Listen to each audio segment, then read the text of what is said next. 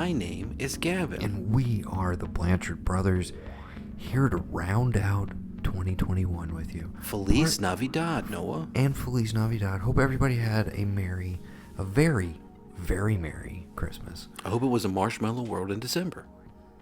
Sure. Yeah. I hope everybody had a good time. Yeah. We certainly did. I did. Yeah. I love that you put your drive jacket on and didn't take it off for a while. Well, I mean, go ahead and, way to spoil it. Yeah. But, yeah, Gavin got me definitely the coolest gift of the year.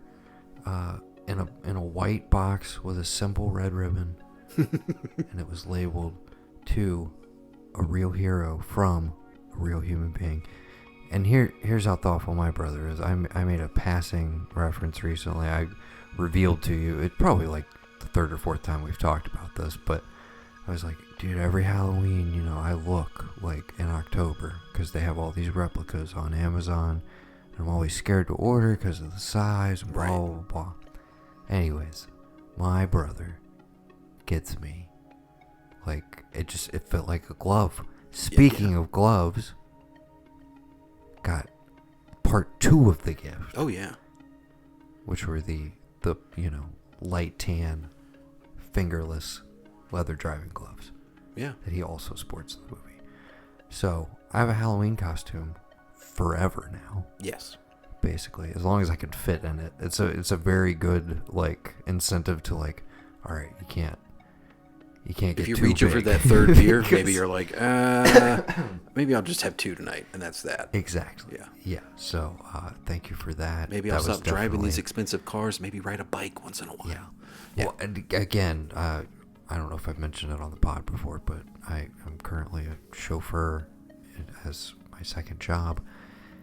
And I wish I had it for this past Halloween, but I'm so happy that I'll have it for the next one because I'm totally going to dress as the driver. Well, basically, I went to mom and dad and I was like, look, if you guys don't get him a nice, overcoat to go over his, suit that he wears, then I will. And they were like, oh, okay. Because I knew that was probably something you weren't going to put on your list, but that you had mentioned to me before when it was really cold.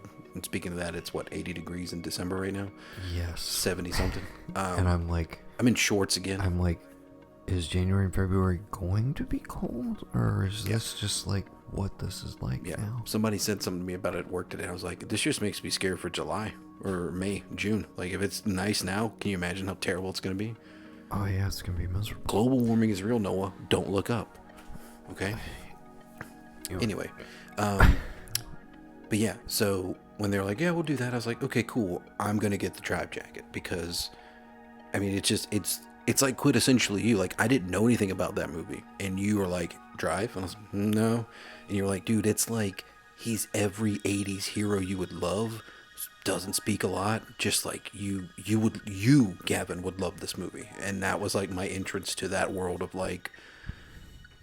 reffing and just neo-noir. It was just, so every time, it's one of those, I don't know if I own, I may or may not, but when it's on someplace, we're just gonna leave it here.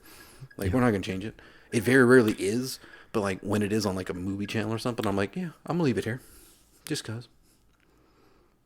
Is that when is that? Is that 2011? Yeah, it's when is we it could. 2011? I think we could revisit it this year on a rewatch if we wanted to, because I honestly have not sat down and watched it since probably the second time I watched it. It's horrible that I can't recall it. Yeah, it is 2011. Never Yeah. mind. I did recall it because it's because I did that. Yeah. So it would have worked for this year. Oh yeah, that's right. It would have. It's the 10-year rule already, but right. Keep that in your back pocket for 2x2s for next year. Yeah, for sure. It's just a shame we went ahead and did a Thieves this year because I would have done it for. And we didn't do Drive December. Yeah. Yeah, we fucked that up. Yeah, but luckily, Double Dragon and Dragon the Bruce Lee story. Those are up on Patreon for anybody who wants to go subscribe to Patreon and find that episode. Yeah, but it's the new $7 tier. Yeah, exclusive, the executive branch. Right. Okay.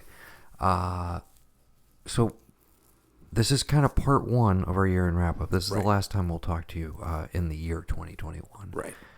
But we got plenty of movies we still need to catch up with. I feel great about my list right now. Yeah, me too. I think actually really solid year for movies overall, even though a lot of them are still struggling. We'll get into all that on our movie episode. But we're going to talk about albums and TV. Yes. And we're going to do a little different than we have in years past. Partially because of many a retroactive copyright strike against our feeds, both the Music Ark and, well, this is the former Music Ark feed. So they've all been on this ARK of E podcast feed now. But yeah, so as not to get dinged, we're just going to have a conversation about our favorite albums of the year, which is weirdly, I feel like a lot of shows do that now in retrospect, like don't even bother playing clips.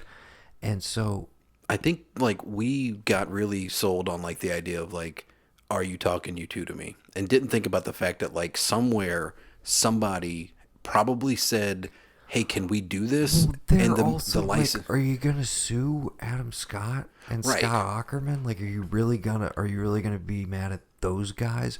Exactly. But weirdly, of course, I feel like if it was Joe Schmo and Bill Nobody, because those are real names, from Sumter, South Carolina, then they've got money. Let's sue them. Yeah, of course. I don't know. So raking in the dough in the podcast world. In an effort to just avoid that altogether, we're gonna just talk through our favorite albums. Yes. We maybe shout out some individual tracks. And as you do that, I can build our Spotify playlist for the end of the year. And you guys can go check that out whenever you're done listening to this. Or if you're listening on Spotify, you can just add these songs and albums as we talk through them. Yeah. And then go check out them at your leisure. The ones that you think you might be interested in. Agreed. So this will be interesting for us. We get to try and sell them all verbally to each other, which will be interesting. And then we'll talk TV. I say we open with albums because that's going to be not as long. Most likely. A little shorter. A little sweeter. And maybe that'll be the bit of medicine before we get full on into TV, which, we can get into the debate whenever we get to our movies episode. But I feel like year after year recently, we're like, I don't know. Was there more TV that blew your mind, or did you have better theatrical experiences or home experiences? So, okay. But yeah, you want to open with albums? Yeah, I can do that. I mean, we also did tease. I'm dying to talk about The Matrix Resurrections with you. And what was the other one you just mentioned a bit ago that you just watched? You referenced something at the top. Recent movie. Oh, Don't Look Up. Oh, yeah. Yeah. Which we could also talk about, I'm sure, for like a half an hour. Yeah. I don't... We could tease those two into our movie podcast. We could trail out with those. Just a little conversation at the end of TV. We'll see where we're at when we get through these lists. Yeah. So hit me with your favorite album. Number 10. We're doing a top 10. Yeah. That's correct. That works, yes. Number 10 for me is Call Me If You Get Lost from Tyler, the Creator. Okay. Lower than I thought you would have had it. Yeah. So I'm interested to see what you have above it. This seems like a critical favorite of the year. Yeah.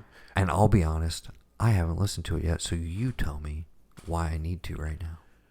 Because if you're a fan of when you downloaded music on Kazaa or LimeWire and there would be somebody just shouting out shit over the track before they started, that's what DJ Drama does for like the first half of the album, and it's great. Okay. I can't say I'm like a fan of that, but it's a weird nostalgia thing because it's like you hear the gangsta crazy, you hear that all the time, and you hear Drama explaining what they're doing. Like that's been a thing for a while. Yeah, which is like you pick the drop or whatever that you want to just like disperse throughout the song, almost like they loaded up this one audio file to a pad on there, when they're making their beat, or like when somebody makes a YouTube video and they keep dropping little and stuff into it. Yeah, for sure. Okay, so where does this?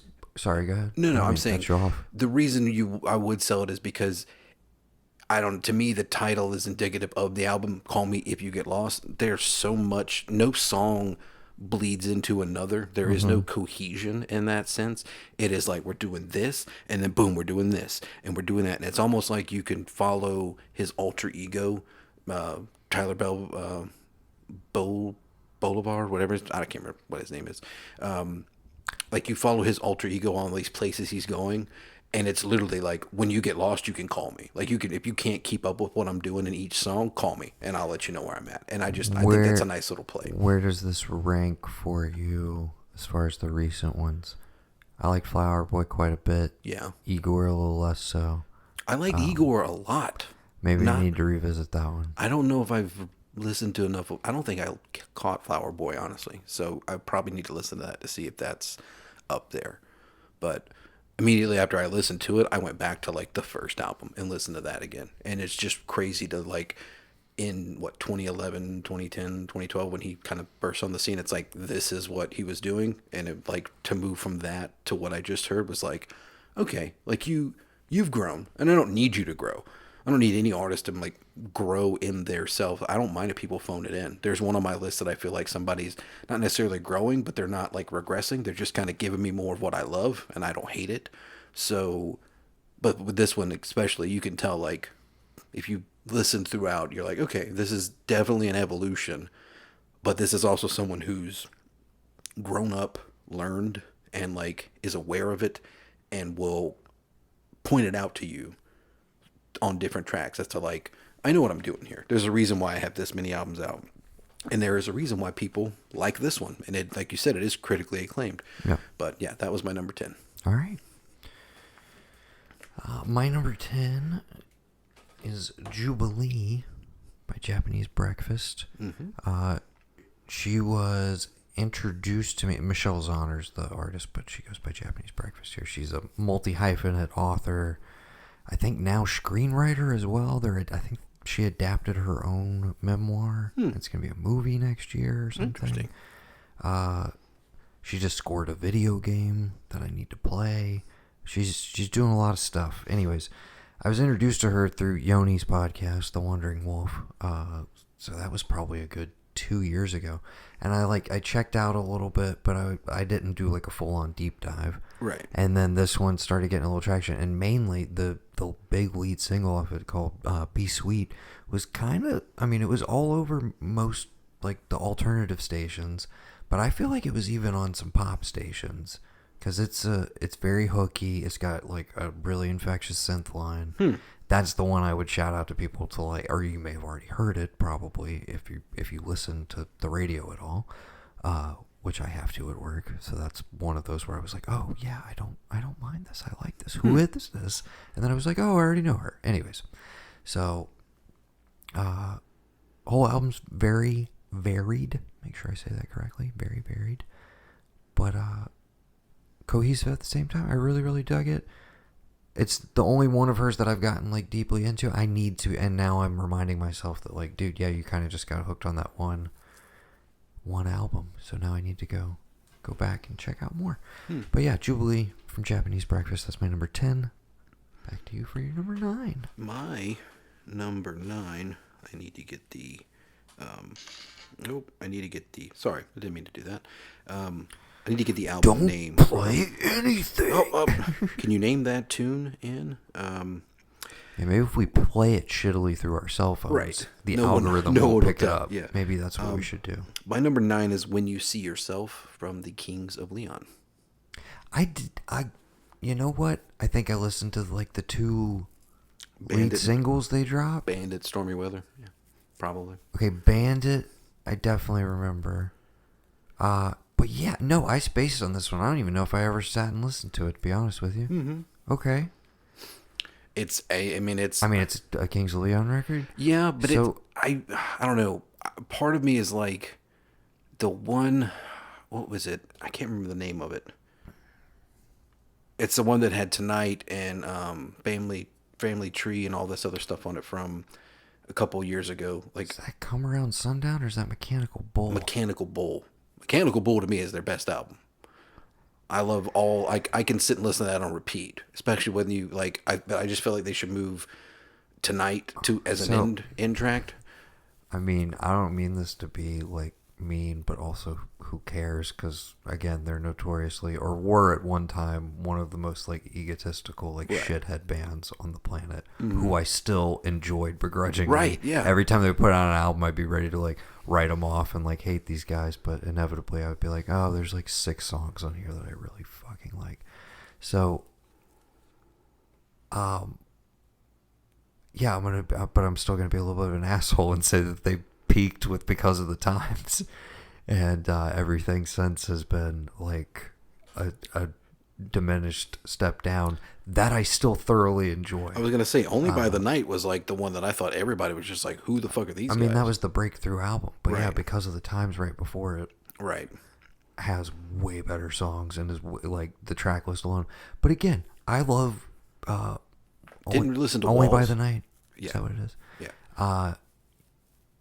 It's still a great album, even though a lot of those songs got way overplayed. That was part of an issue. But yeah, Come Around Sundown in retrospect has that. I don't know. That might be my later period or like second half. That might be my contender. But I need to go back to Mechanical Bull. It's got some good stuff on it, and I need to check this one out. What is it called again? When You See Yourself. It's like their faces in a pool. Is it, what was the cover? This is the cover. Oh, okay. I think you're thinking. I remember the aesthetic. Walls is the faces of the Walls pool. is another album that completely just Yep, disappeared me too. from my brain. I sold out on it, and I tried. I mean, I remember Muchacho off of that. That's the only song I remember off that, and I don't know. What was there was a lead single off that I really liked. Waste a Moment, maybe. Yeah, Waste a Moment. Fucking great. Yeah. I mean, again, you know, Yeah. they do what they do. Speaking of, These I was just going to say this. God, I think what it is with them is that they are from Nashville, and I think they're probably one of the more well-known rock acts that comes from a country town. There's tons of country influence everywhere, but I feel like they fight that all the time because of where they're from, and so that may be what we're perceiving as them being like, you know, egotistical, big dicks, like we can do whatever, because they and to be they fair, come I from think a most music of that town. was attributed to Caleb, the lead singer, Right. specifically. Right. And again, he has the voice for Nashville. And I think that's what I love about it. It's the same thing I love about Sturgill Simpson. It's like that guy can do country music 1 minute and turn around and write what I thought was a phenomenal just album out of nowhere that, you know, right after winning a Grammy, he does this crazy different genre, rock and roll, futuristic, you know, whatever album, and goes right back to country standards. And people are like, they don't want to talk about that other one, but I love that other one. You know what I mean? It's the same thing when I talk about how Chris Stapleton should just play blues. Like, I get great voice, love him, but if he just played blues, I think he, you know, that's his true calling, you know. But that's just me. That's just me personally. So maybe that's what it is with them. But anyway, give me your number 9. I was so speaking of bands that have been around for a while, either deciding to kind of stay and occupy the same space, or do a little bit of a departure. I'm hoping you're going to tell me to table my number 9, which is Pressure Machine. Table that bitch. Okay. By the Killers, by the way. Okay, yeah. I can put it's on the table. Okay. As is my phone that has my list. So All right. Okay. back to you for your number 8. My number 8. Noah, I Need You to Call Me by Montero. That's not the name. Montero's the name of the album. Montero is the name of the album. I just call me by your name. Yeah. I've been waiting for this kid to put out an album because I've been a fan, not like a diehard fan, like oh my god, but like I'm like, here's a kid who was just making songs and stuff. He put out a thing that like to a genre and like an audience that like loved it, but when they found out he was black, Didn't know they how were to like receive it. they didn't know what to think, and it took one of their own. Say what you want about the guy.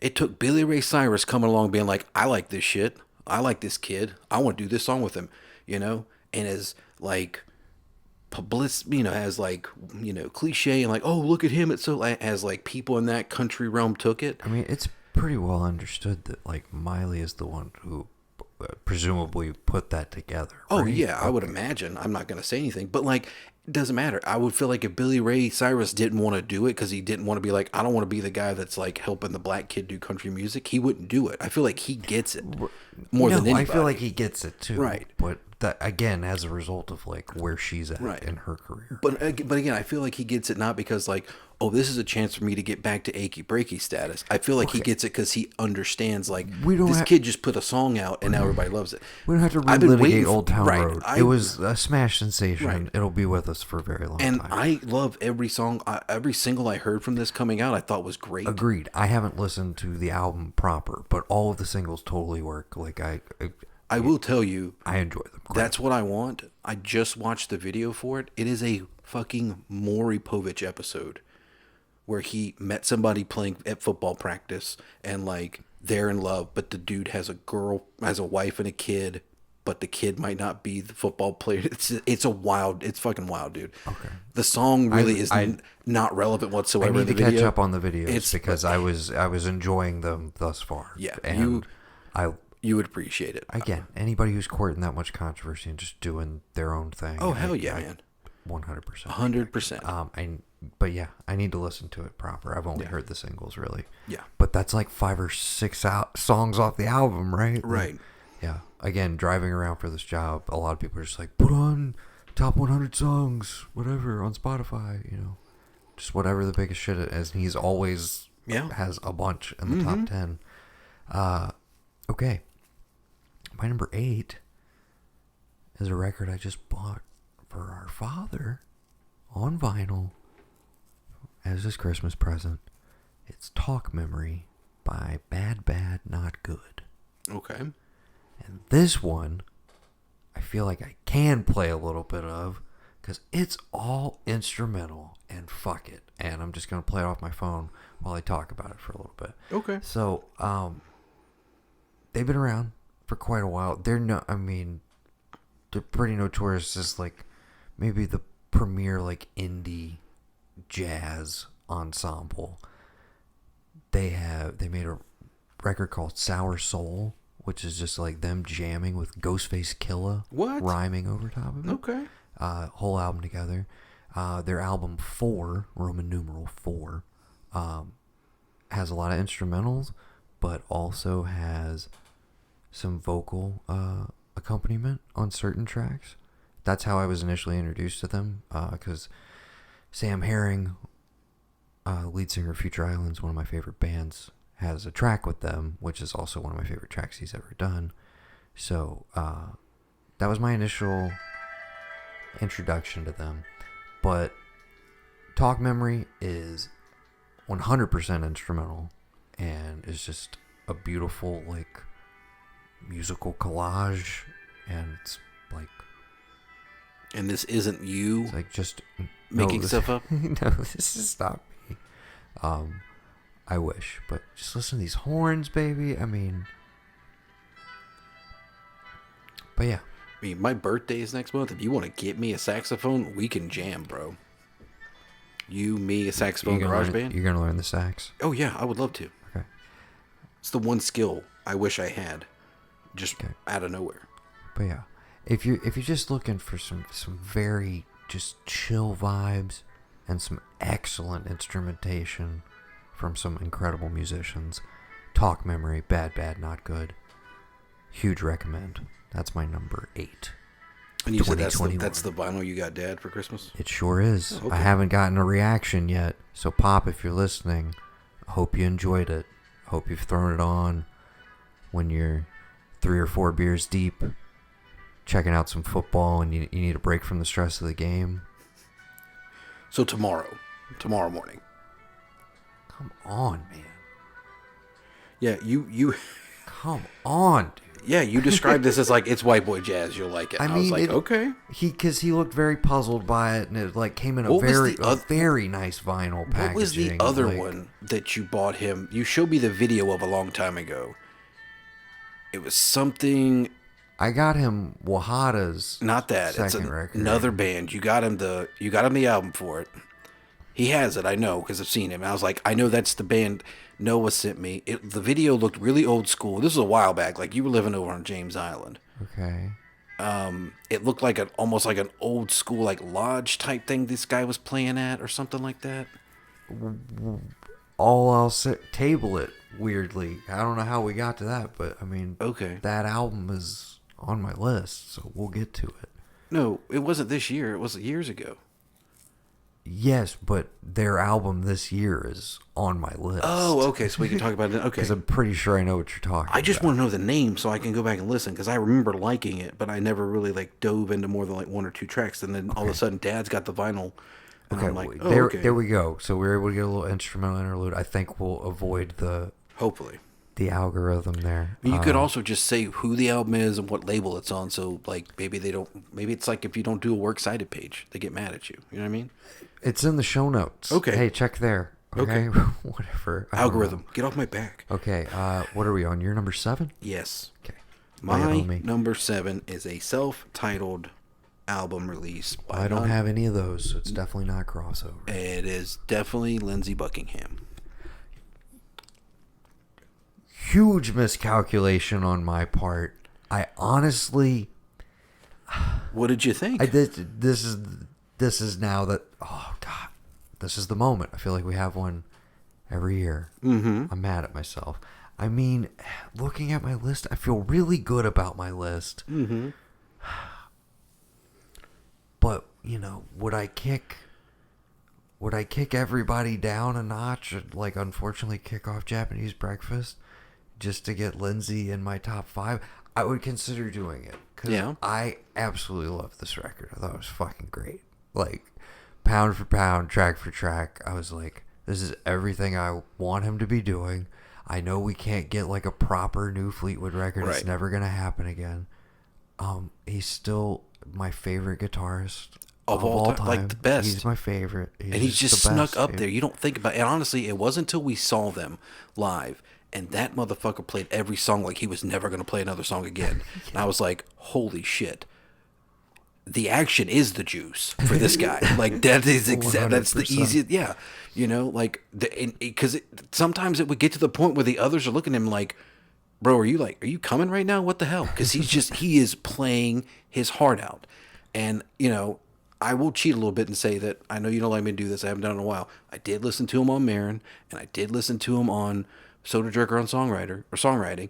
And it just knowing, like, where he was at, what he was doing, the whole thing with the band, what this goes into. It's nice to know, at least at this day and age, knowing, like, what it meant for him to join that band and the first album they have be so great, him getting to be like, well, let me give a little bit more for the next one, and then Tusk comes out, and it's not really appreciated till years later, and the next thing they go to after Tusk is like, well, we're not gonna do that shit again, and like, I just wish that like, all things considered, maybe if that happens, we don't get this album, but you always want to go back and wonder if one certain thing had happened with this band, what could we have seen?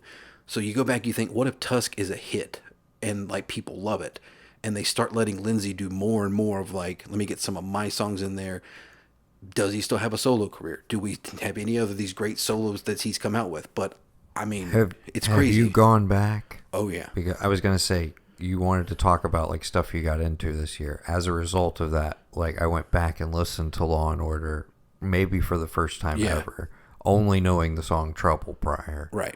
And I was just like, dude, that's a fucking like killer, fire, dude. Killer solo debut. Yes. And then that's one of the things I wanted to do. But remember, we were trying to come up with stuff for music a long time ago. I wanted to do a thing of like, we need people who went solo. No, best solo debuts from people known for another band. So like, you could throw Phil in there, you could throw Lindsey Buckingham in there, you could do whatever. Anybody who is known for another band at one point, they were like, and they had to be relatively successful. What, you know, who's got the best solo debut coming from that? You know what I mean? So that was, and again, I know we don't do a lot just because of the whole copyright thing, but if we do decide to start doing any new music stuff at some point, I think it would be fun to like go back and look at little niche things like that. I think there's a way to maybe make this work, which is if we decide to like dip our toes more back into music next year, we record dry, normal, like we would right now. Mm-hmm. We release the episode as is, but then our Patreon users, Yeah. but then we're charging for something but that's, we just produced an episode. This is just direct content for our fans. This is just doing it for the people. Yeah. Like, we're not selling their I feel like we could work around this. No, we can dig into copyright and fair use. I don't think there's that's a problem what I'm with saying. that. I think, I think maybe you get the unedited extended editions on Patreon. Mm-hmm. Is a possible way to do it.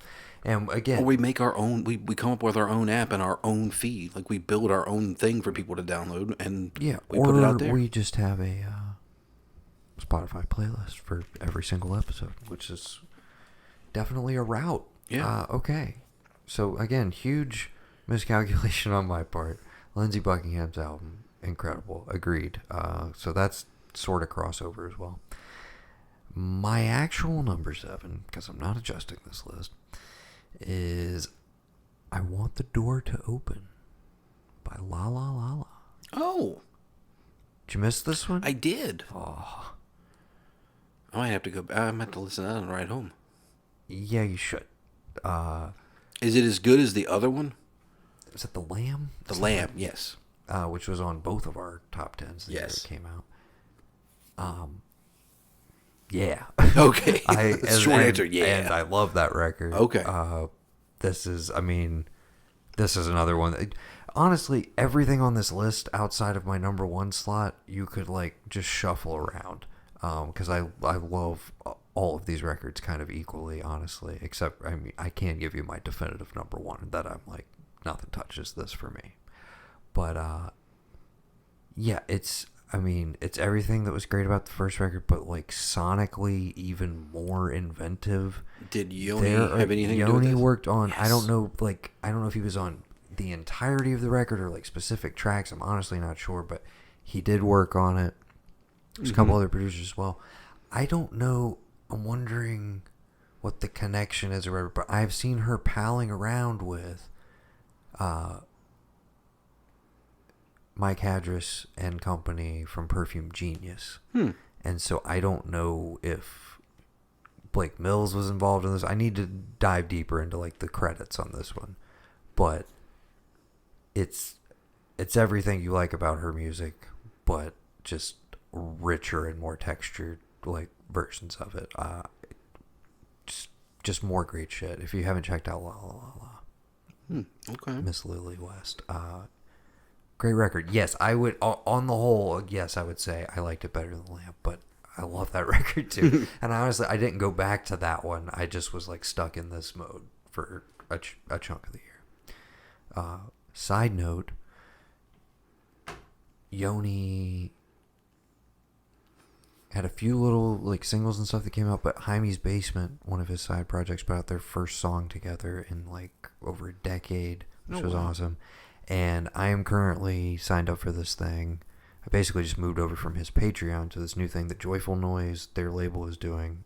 They're the first artist experimenting with it, but it's an artist in residence thing where basically you either give $5, $10, or $15 a month, and you're basically funding the album and seeing the album get made. So I saw this. Every month you get essentially a demo that will eventually be a full band, fully produced track on the next Y record.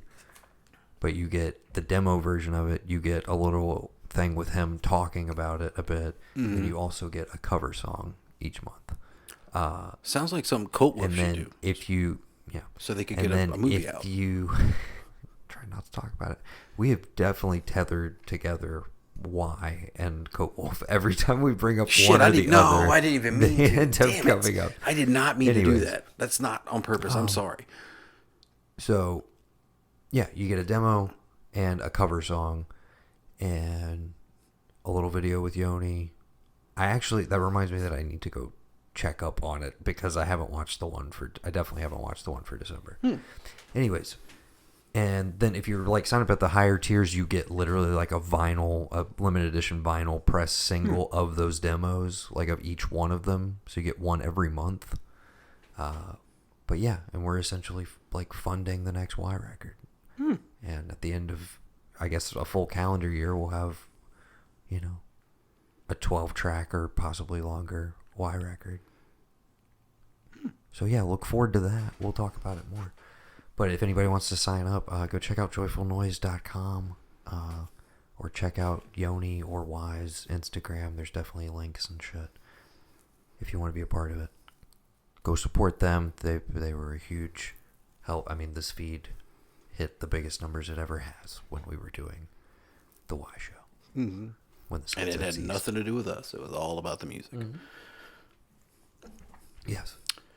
So, and we were smart enough to pick a small enough band, label-wise, that nobody was going to come after us. And then we were also smart enough to somehow end up making friends with the lead singer so that they would not sue us. Yes. And they still haven't, so. That's our big surprise for the next year when it starts in May. It's just a giant stack of, yeah. You know, you got to take all these down. Now, guess what? Somebody else, they're making the real Y podcast. Right. You guys got to take that shit down. They're taking every song. Every song's an episode, hour long. They're dissecting it. I mean, if we want to be real, that's the way to do it. I mean, I'm surprised nobody has yet. Because how do you? Because those things are just sick when it comes to just... That's the thing about it, man. Like, just the music itself from, like, the first one to the last one. You don't know how good they are. I still just left all those albums in my playlist. Like, shit comes up randomly, and I'm like, I like this. And I go with it. Hell yeah. Yeah. Okay. We can transition. I would like to take the pressure off the table. Okay. And let us So that's your discuss. number 6? Yes. Okay. Obviously, I mean, a lot was made about the fact that it's a departure. It's different. It's a little more reserved. It's less bombastic. I liked it. It's a little bit like Nebraska.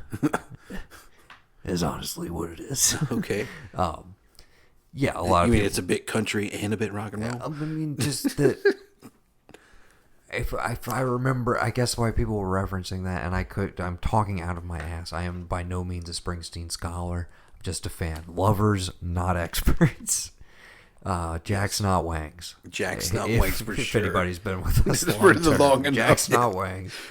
But if I'm not mistaken, Nebraska comes after Born in the USA. Sure. So like one of the biggest pop albums of all time, like a global phenomenon. And then he follows it up with like, you gotta take it all. You gotta dial it back. You gotta take it back home. I gave you everything. Now I'm gonna give you just a little bit. You gotta take it back to Nebraska, apparently. Yeah. They're like, aren't you from Jersey? He's like, it's a metaphor. It's about the common man. Yeah. Okay. I'm a renegade. Think about it, I'm a renegade, Noah. I'm a renegade. I don't know why he's suddenly Joe Biden. You gotta think about it, Jack. Yeah. Okay. Anyways. So wait, are we saying that the 2020 album was like a masterpiece by that regard? No. Okay. No. Just the transition from like bombast and like it's the stadium made rock, whatever you want to call it. No, because Imploding the Mirage to me was a comeback album, right? Because Wonderful was yes, Wonderful maybe, not Wonderful. That's Wonderful maybe. But we've talked about it. I've just always been there for them. Yes, even when they let me down a little bit, I believe. Again, I want a shirt. You know why? Know what? The river is wild, and you're gonna be on that raft, that boat. You're just down for BF, bro. It's all good, dude. The solos, the Killers albums, this thing. You are down. I believe in Brandon Flowers. Yes, dude. I truly do. I think I will ride or die for him being the most underrated male pop vocalist, possibly of the entire 20th century. Underrated. Yes. To a fault. People do not understand how unique that dude's voice is. Yes. And how he can fucking hold a crowd in the palm of his hand. He's one of the last true fucking rock stars. Yes. And he should be treated as such. That's all I'm saying. And he also seems like a really sweet, nice Mormon fellow. And in the words of well, it's going to be a different quote than what the movie is, but like, hey man, I thought you were from Vegas. Because I know this is like he went to his hometown, it was all this, but like they're so connected to that town of Las Vegas that I'm like, I thought you were like kind of like the guys from was it Panic at the Disco and some other, like, you grew up in this town of like Las Vegas and you just I like, mean, I think they did not Vegas, grow up in yeah, Vegas, but he lived there for a period of time. Specifically, Brandon Flowers. This is right. not like, Yeah, I know, but it's just like when you, to me, and I know it's weird. I do pay attention to like where people, when bands come around, like where are they from? And I just talked about with like Nashville. So to me, when we talk about another band on my list that came from Ukiah, California, it's like you would think, okay, these guys from this place, what is it? How did this become this? And it's not a shock, but like finding that out that he had this small town experience in a state that a lot of people just associate with the Mormon church, and they don't understand that, like, nah, it's not really that big a deal. They may have some sway with the government there, but like it's not a huge thing.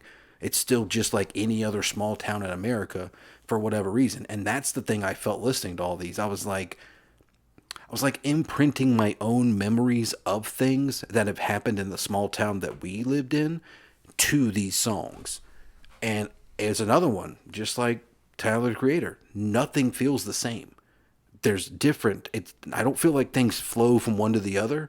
There's a distinct difference between each different song that comes around there. Yes, some of the elements may be the same, some of the sounds and harmonies may be, but the overall music, like the second or third track, it's got like this nice, like upbeat kind of 80s synth thing going on. I'm like, okay. it's also one of the most like depressing songs when you Yes. listen to Oh it. my God. Yeah. The dichotomy of that. It's like a Big Mouth Strikes Again. It's just like so upbeat and poppy, but it's like, God, this is terrible. Yeah, no, I think one of the things that a lot of people in like the more positive reviews seem to latch on to is it's inarguably, I think, some of the best songwriting he's ever done. Some of the best guitar sounds I've heard. There's a lot of story songs, Right. which is kind of staple of the, again, Springsteen, Dire Straits, like Americana sort of stuff that they are heavily influenced by. I mean, that's literally it. It's Dire Straits and Springsteen, and like that's what they're basically chasing. That's what, up to this point, I'm saying, that's basically what they had been chasing, but like this glammed up like version of it, like this sleeker, modern packaged version of it, which seems like such a weird trajectory when you go back and listen to like Hot Fuss as a record, as a opening statement, because it doesn't feel or sound like either of those bands. But it also sounds like they knew exactly what they needed to be. Like, to me, Hot Fuzz and Sam's Town are like, we know what we are, and we know how to get our foot in the door, get our name on the radio, and let people love us. So then we can go to Sawdust. Then we can go to these other ones. And you're going to follow us because you know we're good. Well, but Sam's Town is even immediately signaling that, like, hey, we like Bruce Springsteen and Dire Straits a lot. Yeah. And then, again, Sawdust is not a proper release, but it's B-sides and rarities with a few What's brand the other new one in tracks between? produced for it. What? What's the one that has Human and Spaceman and all that? It's after Sam's That's Day and Age. Day and Age. That's the third one. Then you got Battleborn. Right. Then you got Wonderful One. It's right. Right. There's not one in between there that I'm missing, right? And you got Wonderful, Wonderful. Right. I think in between there they put out direct hits. Right.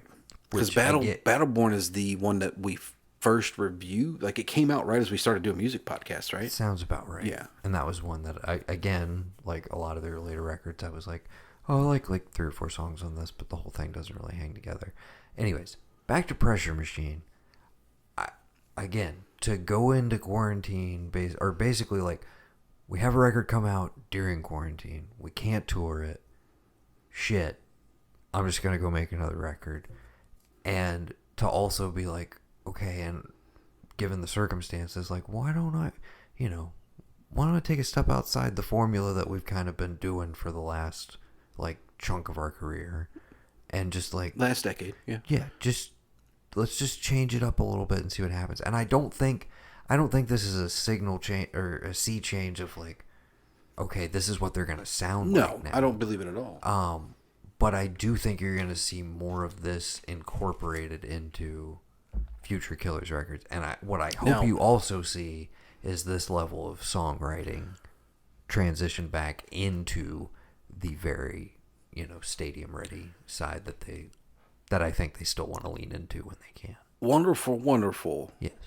War on Drugs helped out. Oh boy, right? Some of it, right? He's on Imploding the Mirage. Not Wonderful, Wonderful. Imploding the Mirage is what? The one right before Pressure Machine. Right, the most recent one. Yes, the one that also has Lindsey Buckingham. Right. Yes. Did he or anybody help out with this?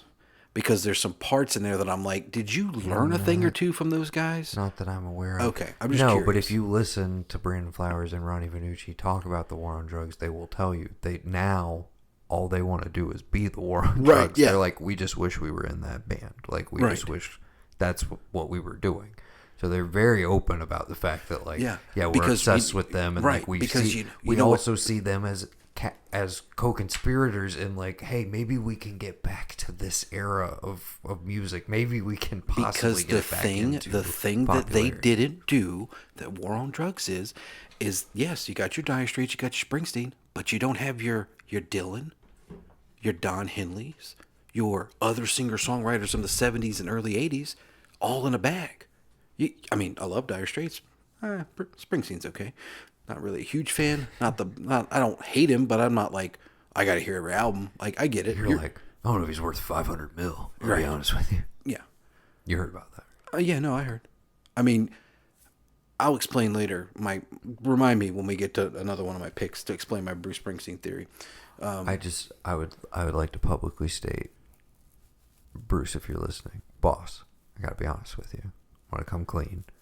I downloaded your whole discography for free years ago. Still have it on my iTunes. Yeah. Just letting you know. Mm-hmm. Yeah. That's how much I think it's worth. Right. Absolutely. Click. Nothing. And that's it. Totally joking. National treasure. One of the best singer-songwriters of all time. Continue. Yeah. So anyway, the Killers, they want to be the War on Drugs, but they're also the Killers, and they're great.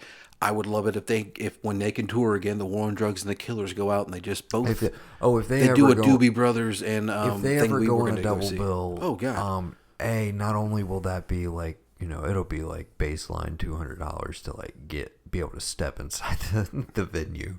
But it'll be the best goddamn $200 you ever spent. I was gonna say, but if they announced that they were touring together, I would do just about anything to see one of those shows. Yeah. That would be incredible. Speaking of the war on drugs, my number 6 is I Don't Live Here Anymore. Do I need to table it? Yeah, I figured as much. So screw that. I'm going to go ahead and we'll flip-flop. Flip-flop it right now. Go ahead. You're number 5, brother. My number 5 is The Million Masks. Masks. Mm-hmm. Sounds so weird. Yeah. Of God. The Million Masks of God. Okay. Masks of God. By Manchester Orchestra. Okay. Sticks on the tongue.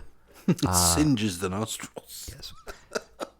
This, for me personally, as a fan of them for quite a while, is a comeback record because I was not a fan of Black Mile to the Surface, their previous effort, which weirdly got super overplayed by alternative radio, and for me was just lacked all of the dynamics of their previous record. It felt very samey.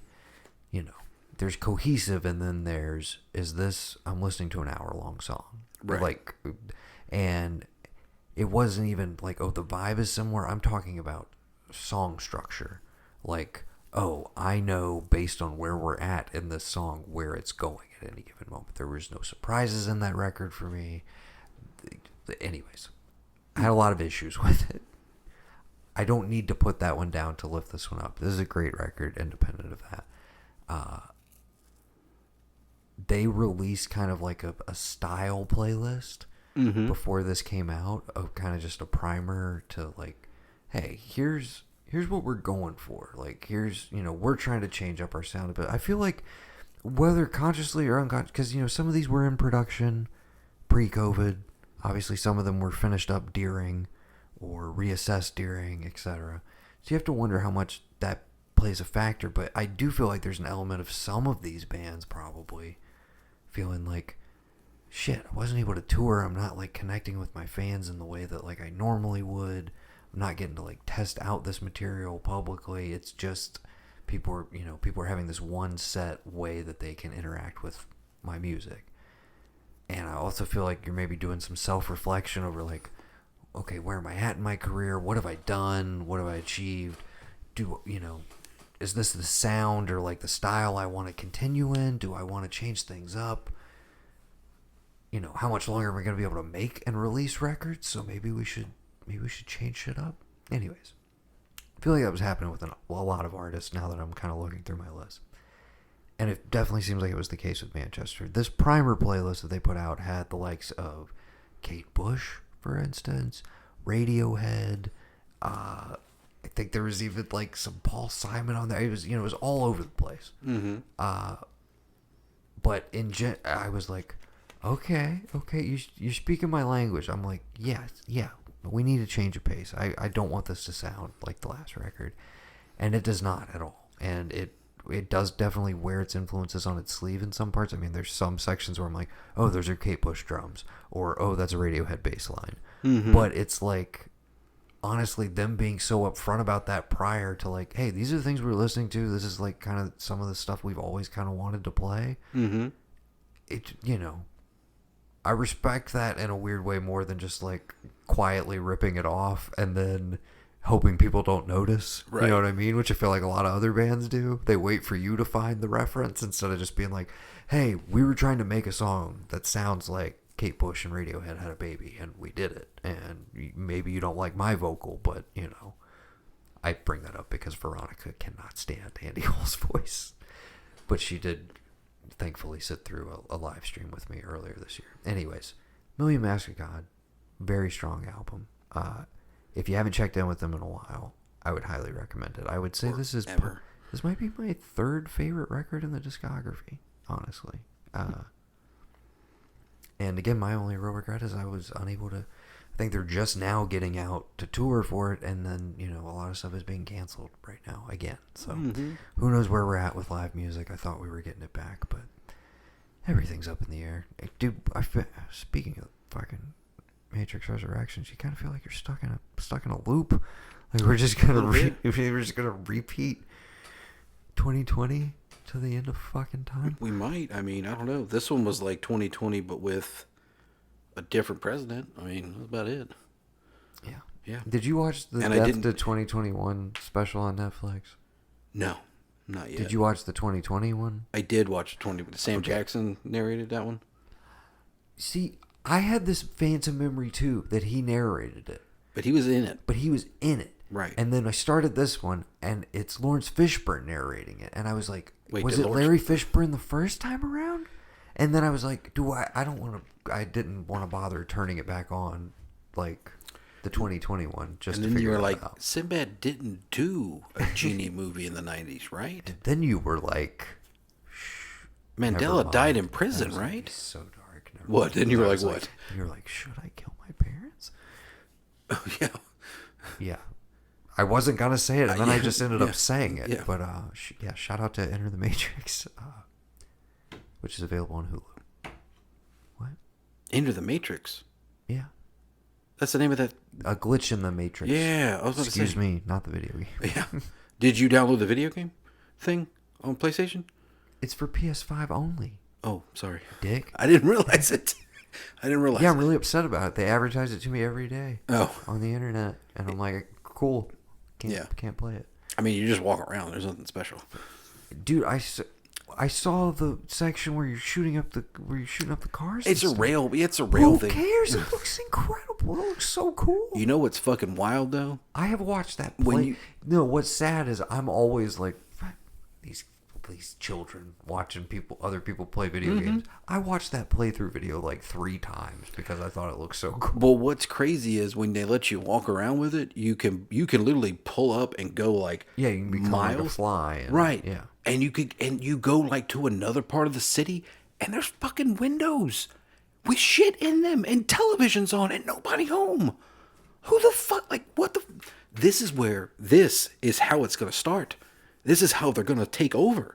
Is because we're going to make them. Hey, it's not just a tech demo. Yeah. But yeah, I know.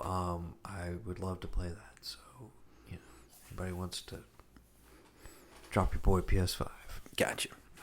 let me know. Okay.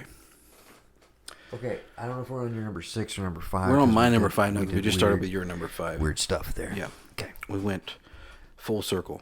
My number 5 is You're Welcome from A Day to Remember.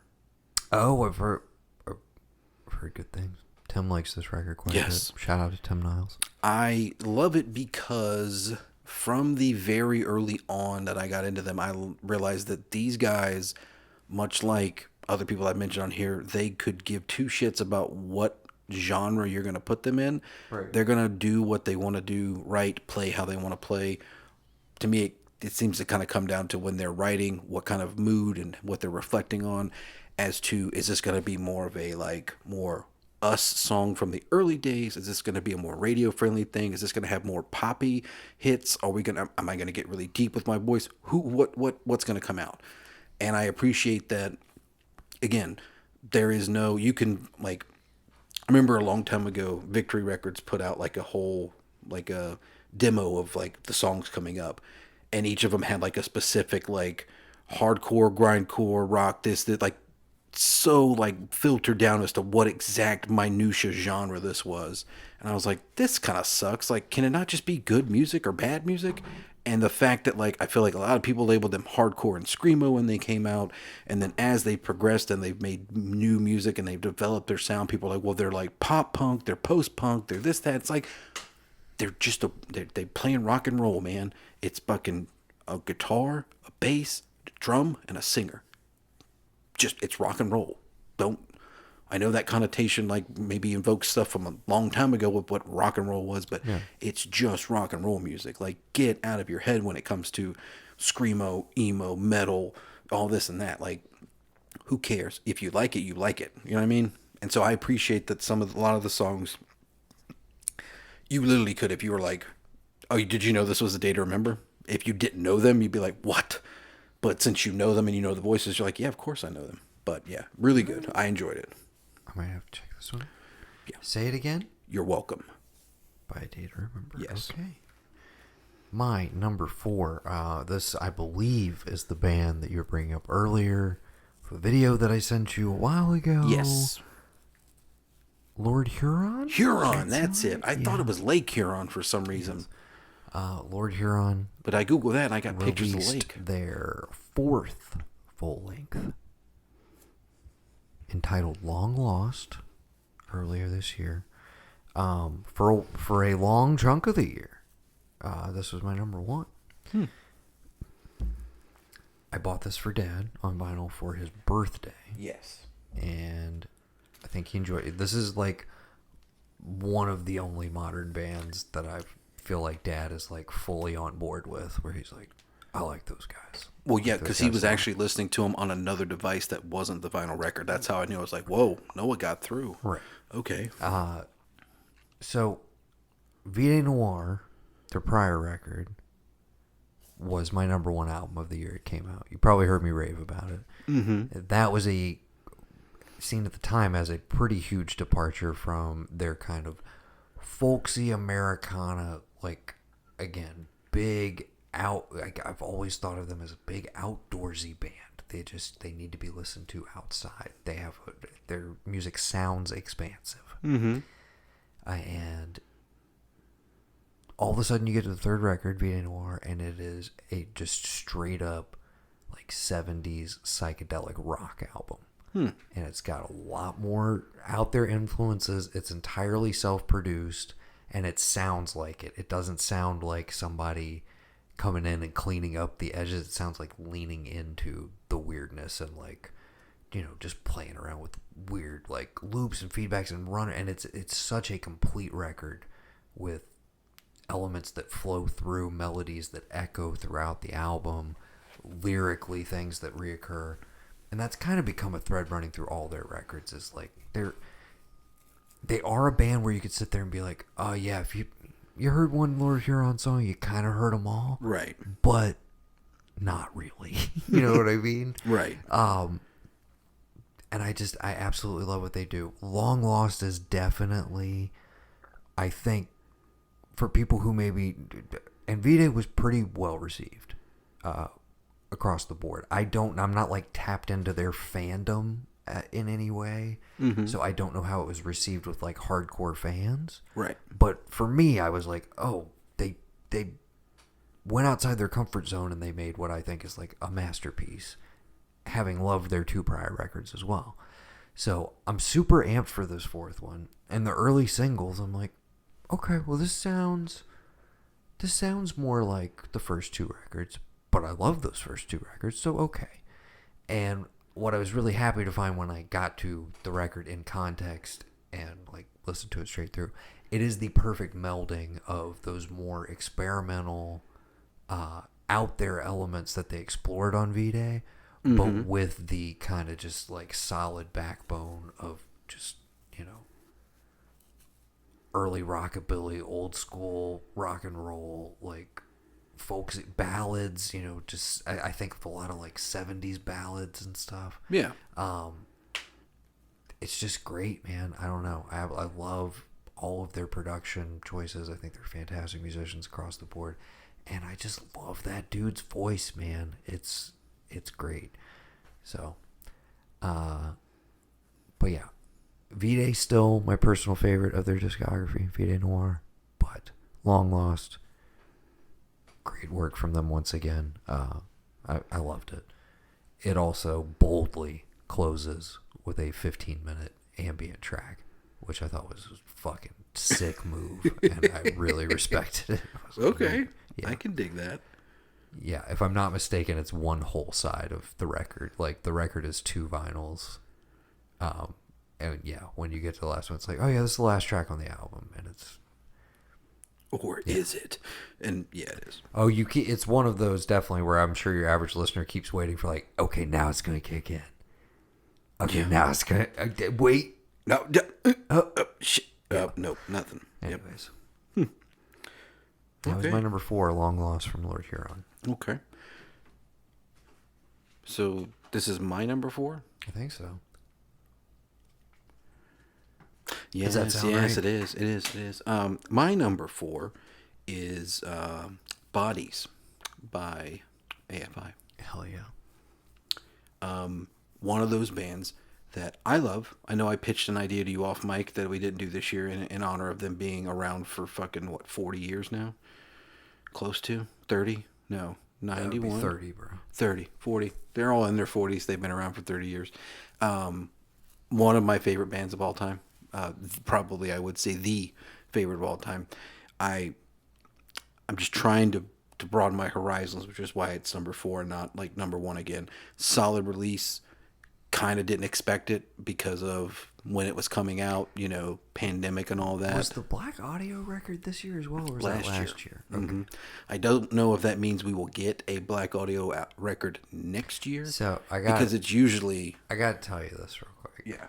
So while Veronica was painting your Sing the Sorrow canvas that she did, of course I threw some on, and I throw on some of Sing the Sorrow, and she's like, oh, okay, this is what they sound like. And I was like, yeah. And she's like, okay, yeah, she's like, I'm not like, super into like stuff like this. And I was like, yeah, but what about this? And I throw on some of Sex Cells. Oh yeah, because she loves like Depeche Mode, of course, and XS, and like 80s like dance music and stuff. And so as soon as I throw that on, she's immediately like fucking like bopping her head. And she was like, oh, this is really good. And I was like, yeah, listen to his voice in this context. I was like, what do you think of that? And she was like, oh, that's awesome. That's really good. And I was like, okay, well, a lot of like the more recent AFI records are blending into that. Merging in with this in such a cool way. Yes. Yeah, definitely. And it's one of those that I'm going to explain the pitch real quick. I pitched you, let's do 3 giant episodes because they match the decade. The 90s is almost pound for pound punk rock. And then you get to, after Black Sails, you get to The Art of Drowning, and you get more into like the goth, more like still punk, but not like hardcore punk rock, more emo if you want to call it that, but definitely more music driven Not just like we're gonna thrash some metal around and just yell and scream and like play really fast songs, but more like more. I say this quoting somebody that I'll explain in a minute. More poetic, because the first AFI concert I went to, this fucking frat boy from UNC was just like, you know what, man, AFI, dude, they're like the last poets of music, man. Nobody does poetry like these dudes. All the lyrics are poetry, and I was like, this fucking kid just blew my mind. One, that he's here for AFI. Right. Two, that he was like, yeah, man, it is like poetry. Like, if you read this on its own, it's like poetry. So what did I do when I got back, Noah? I entered This Time Imperfect as a poem for Miss Dillard's English class. And I fucking wowed her. And she asked me if I had more, and I said, no, ma'am, I don't. I just don't. Proof, it's poetry. It's the first time you've admitted to that. Right. So if they got to take my degree away, who cares? Or my diploma away, who cares? I'm living big time now. It doesn't matter. So yeah, but then the early what do we call those? The early 2000s, the 2000s, is predominantly filled with that. Sing the Sorrow, Art of Drowning, December Underground, which is probably, I would say, the most popular. Most people go to Miss Murder. That was the closest you got to like.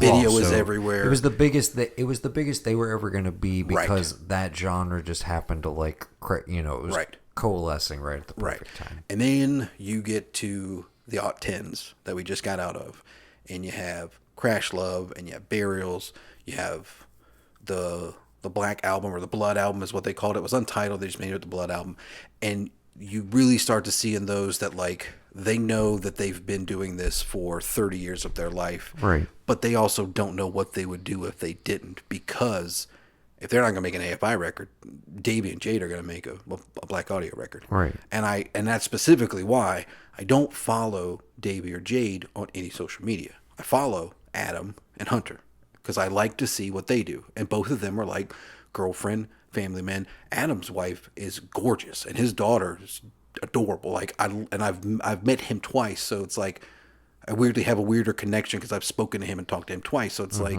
I want to follow that guy and see what he's doing. And I don't really see. They're like, if I'm not playing in this band, I'm fine. I'm just gonna kind of be with the family, do whatever.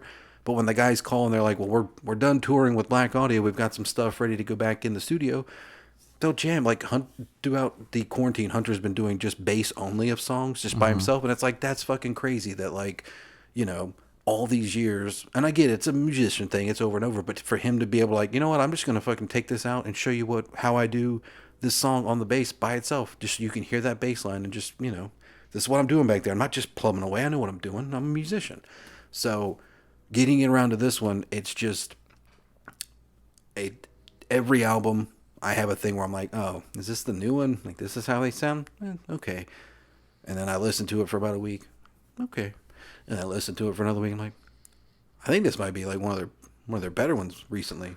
And I listened to it another week. And I'm like, yeah, this is like one of the best ones they've come out with. Just because it's just you dissect it. There's so many layers to peel back from it. Everything you're saying right now is what I'm going to say about my number one, right? Basically, which I'm sure you already know what it is. So, let's just go ahead and move along. Bodies by AFI, which I thought was fantastic as well. The only reason it's not on my list is because I knew it would be high on yours. I knew we were going to have some other crossover, so I figured let me give you your favorite band to yourself. Thank you. My number 3 is Grola from Idols. For a bit, it was so. My number 2 and 3, I went back and forth on constantly. Really stressing over it, like really biting my nails, to be quite honest. Mm-hmm. Joking, of course. So this is the fourth full length from Idols, who I've been talking to, I feel like at least for the last 2 years now, about. I had Joy as an Act of Resistance on my Albums of the Decade list. I had Ultramono on my albums list last year, and they just turned right around and threw another one out. Again, it's been the running theme.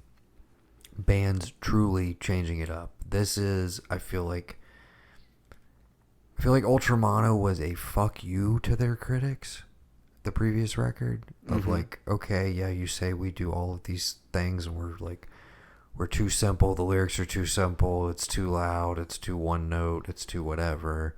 Okay, we're gonna do that and we're gonna do it to the absolute maximum. Like, fuck you, we are who we are. And in making a record that's like literally, I talked about it at the time, like cranked to 11 from song 1 to the end, like just high energy the entire time, completely in your face, like punching you in the face constantly. This record like comes in immediately and just you're like, whoa, this is different. Right. This feels moodier. This feels stranger. This feels more resonant. This feels more like deeply felt.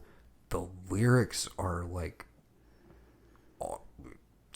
it's some of the best shit Joe Talbot's ever written. It's some of the most personal shit he's ever written, which is saying something considering some of the previous records where the dude literally sounds like he's just like tearing his own heart out, like on vinyl essentially.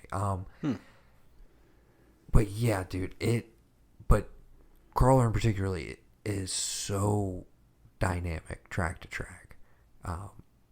Has some of the best songs they've ever done, and the more and more I go back to it, it might be my favorite of the bunch so far. I absolutely love them. I need to see them live. I have not had the pleasure yet, but I think it's a decent entry point, in as much as like everything that they do and do well is represented there, but then there's also, hey, all of these new facets. And if you're just listening to them really for the first time, you're just like, oh shit, this is like a band capable of all of this shit. And they pretty much openly talked about like they're like, we can't make another record like Ultramono, the previous one. Like, we've done that style to death. We did 3 records of that. Right. And now we want to try and be something different. Because I think I can get away with it without playing any lyrics, I just want to play you how this new record was introduced to me, which is the lead single they put out, which Joe Talbot, the lead singer, basically calls the most important song they've ever written as a band in terms of like being a transition point. Mm-hmm. But just tell me how this feels to you. This is called the Beachland Ballroom.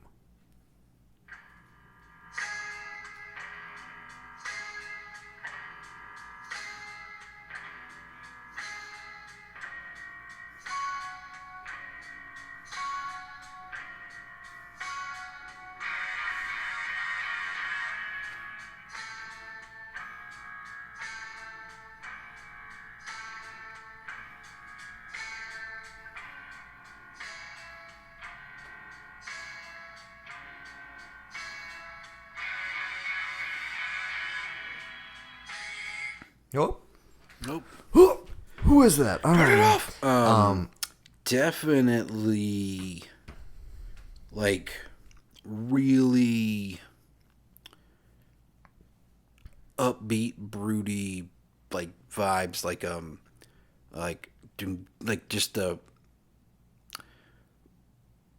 I don't know. Feels like you're kind of about to get, like, feels like you're walking down the wrong alley at the carnival and you're about to get dragged down underneath.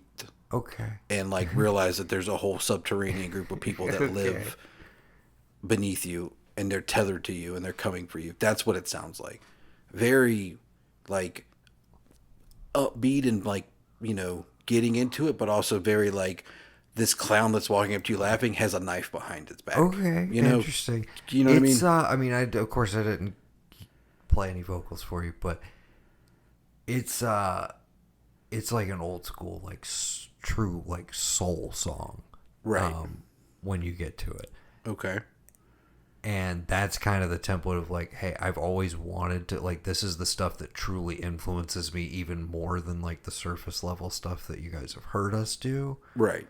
And we want to make that a part of our catalog now. And that, yeah, There's also, I mean, there's tracks on here that sound like early Beastie Boys. I mean, that a great, or not even early Beastie Boys. We're talking like What You Want era Beastie Boys, like mid to late 90s Beasties, which I think is maybe one of the better periods after the initial, I mean, you know, I don't know.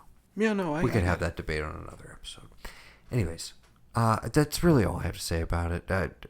I don't know that it's going to be like an album that will convert you if you haven't already been enjoying them, but I do think it's a good entry point for people who have never checked them out, which is weird to say. So, yeah, Crawler by Idols. That is my number 3. Okay. All right, brother. My number 3 is a little album called Lost Themes Part 3 by Mr. John Carpenter. Again, honorable mention. You can say great stuff. You can say that it's phoning it in. I know. You can say that it's the same. I would never say that. that. No. I mean, like, if you're not you, I'm talking like the proverbial you. You can say that, yes. They're not allowed to say that either. Fuck those people. Yes, I get it. He's having the time of his life. Phoning it in my ass. You talk about, listen, there's several great American third acts, and that is June Carter resurrects Johnny Cash's career. Somehow Waylon Jennings gets it all together. That's the third act of Cat? Is June Carter saving him, you're saying? Everything post June Carter is just the sky is up. But you're saying that's the third act. Like, that's the third chance. Okay, fine. I'm sorry. Sorry. Dude, I didn't mean to fuck you up on your... You're right. No. Because I think about it. I forget. You're right. Rick Rubin coming to Cash and saying, I just want to make you... To me, that's the fourth. Okay. Because nobody saw that coming. But yeah, okay. 4-act play, who does that? Johnny Cash does that. Anyway, right. Rick Rubin goes to Johnny Cash and says, I want to do whatever you want to do. I want to get as much as I can from you. Let's do this. To the point that Rick Rubin proclaims that Cash was working up until the time he died. Okay. There's that. There's some other one I can't think of right now. And then there's John Carpenter becomes a musician. Okay? He's a rock star now. Like, there's something I don't know, he just put it out on his Instagram. I don't know where it's on, but it's basically getting behind the scenes access to like his tour and stuff and whatever. I don't know where they're putting it up at. But that's pretty much what the guy narrating says. Like, for him to be a rock star doing this, it's crazy. And I didn't realize it until this album that, like, and I've listened to stuff promoting it, and I listened to stuff around Halloween, because you could technically say the Halloween soundtrack that came out with Kills, that's all him, essentially, with some help. But it's like, we're sad that he won't make another movie, but I love him as a rock star, and I love that I get this output, and I hope that at some point there's a tour somewhere near here that I can just go be in the room and watch him and his son and their friends just fucking give us this. I mean, spoiler, I wanted to get you Rise of the Synths, the documentary that he narrated a couple years ago, that I could not get into. Like, they didn't have it. Apparently they didn't expect it to be great because they were like out of stock to just buy the Blu-ray, and it was like not going to be available when I tried to find it.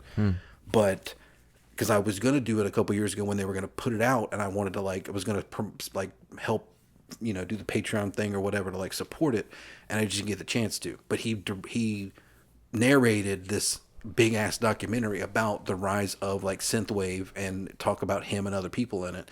And, it's like, that's the thing. And then of course I've talked to you about the 808 doc I watched. It's purely after I haven't watched Rise of the Synths, but just knowing what can be done on a basic level. It's like, why didn't we see it the entire time? This guy's scoring his own movies. Yeah, he's a great director, but I'm pretty sure he's an even better musician. It's like the joke of Bruce Willis just wanted to play blues his entire career, but he became an actor instead. It's like, yeah, Carpenter thought he wanted to make movies, but maybe he really just wanted to be a musician. Because they talk about on that the Movies That Made Us, they did Halloween this time on Netflix, and Tommy Lee Wallace is like, well, John was the other guy there with the hair that played guitar. I thought he was a musician, but he's a director. All the ladies were crowding around him. That's my best Tommy Lee Wallace. It's pretty solid. Yeah. So, it's like it's been there the whole time, and you just kind of wonder, what if somebody kicked him to do this early 2000s, and this is not Lost Themes 3. This is his, his magnum opus, and it's like the best music he's ever made. Because I feel like even with this, there's so much more in the tank we're gonna get. Well, that's my thing too. Is I'm like, what I would love to see on top of. I mean, again, I'm not holding out hope for him directing another feature at this point. No, I not at don't all. know that we're ever gonna get that. What I do think would be cool though is like, I know it makes sense for him to be scoring the Halloween movies. What I want is some, like, what's to stop, genuinely, what's to stop, like, I'm just dreaming out loud, but like Jeff Nichols from coming in and saying, Stop like, it. hey John, Fucking stop hey it, John, Noah. I've got this next movie coming up. Would you take a look at it, and would you consider writing some music for it? Would you consider scoring? Just all I need is a theme. And then he sees the movie and he's like, hey, I really like this. Like, maybe I'll give you a little bit more. And before you know it, he's scoring the whole movie. I'm just like, I thought he scored a video game already. I think he did the Fear games. That may have happened as well. I know he co-wrote one of the Fear games or something. Yeah. That was the first thing he had written in forever. But no, it's like that to me would be, it's not like, oh, that's the ultimate, or that would be like the biggest victory. But it's like, in my head, I'm like, why aren't other people just using him as a composer like you would anybody else? It's like, yes, he's John Carpenter, but arguably he's been more John Carpenter the musician for almost as long as he was John Carpenter the director at this point. Right, yeah. Like, he's been retired since, I mean, if you want to count the Ward, what, 2010? Yeah, But, so still 10 years, yeah. but exactly, I'm just like, you know. And you know who? That's what I would love to see. Also, Somebody just needs to. Who's to say that they haven't been? And he's just been like, I don't give a shit. Right. But here's the thing. I don't think he would be like, if we know how much he likes money, bro. I'm just saying. Yeah. If somebody were to come to him and be like, John, like, you got to do this for me. I'll give you 10 mil. Like, you're telling me he's not gonna fart out a couple of like synth riffs? Yeah. And it, dude, it doesn't matter. That's the thing. It's him, dude. It just- could be the simplest chords ever, but like, You're what? taking me back to forgetting Sarah Marshall. They just want ominous tones. It's just ominous tones, and he's scoring that episode. Yeah. No, I get it. That would be Starts perfect. playing Seinfeld. Yeah. Hey, your movie was great. There was that one little bit in there though where I thought I heard the Seinfeld theme. What's up with that? Oh, yeah. Yeah, But yeah, no, okay, that would be. Lost I would Three- love it. Lost Themes 3 was your Yes. number 2. 3. Was Going to your number three? 2. My number 2. Yes. Number 2 is Juno by Remy Wolf. She is probably my favorite discovery of the last like year and a half or so. I feel like I found some excuse to bring her up on a prior podcast. I don't know. Because again, we don't talk music much. I don't know if I've mentioned her to you. Maybe. I found her initially because one of my favorite bands, who has made an appearance at the top of my list 2 years ago, 2019 episode, Hot Chip. Yes. Yes. I remember them. Yes. I listen to them still. So, Hot Chip remixed one of her songs called Disco Man. Okay. Okay. And so, because I follow Hot Chip, popped up on their Spotify feed, and there was also a video for it. Checked it out, liked the song, showed Veronica the video for it. She introduced me to Hot Chip, so, you know, so it goes. And we both really like it, and come to find out, it's like, oh, this isn't Hot Chip's video. This is her video that she made for this remix that they did. Oh, she's got some other shit on YouTube. Maybe I should go check her out. And just pretty much just immediately fell in love, dude. Like, and then I caught her at a point where it's like she had an EP out. Mm-hmm. She had a second EP that was like remixes of those songs. And then she seems very, very savvy, and she was doing the singles culture thing where it's like, I'm just going to drop a new track every couple months. I'm going to stay relevant. I'm going to build my audience. Tons of self-produced videos on YouTube, but like fun shit. Like very creative shit. Like, and her style, a huge swath of influences, but like, I would broadly call it pop music, but like, it's so deeply indebted to like Prince and like funk from the 70s.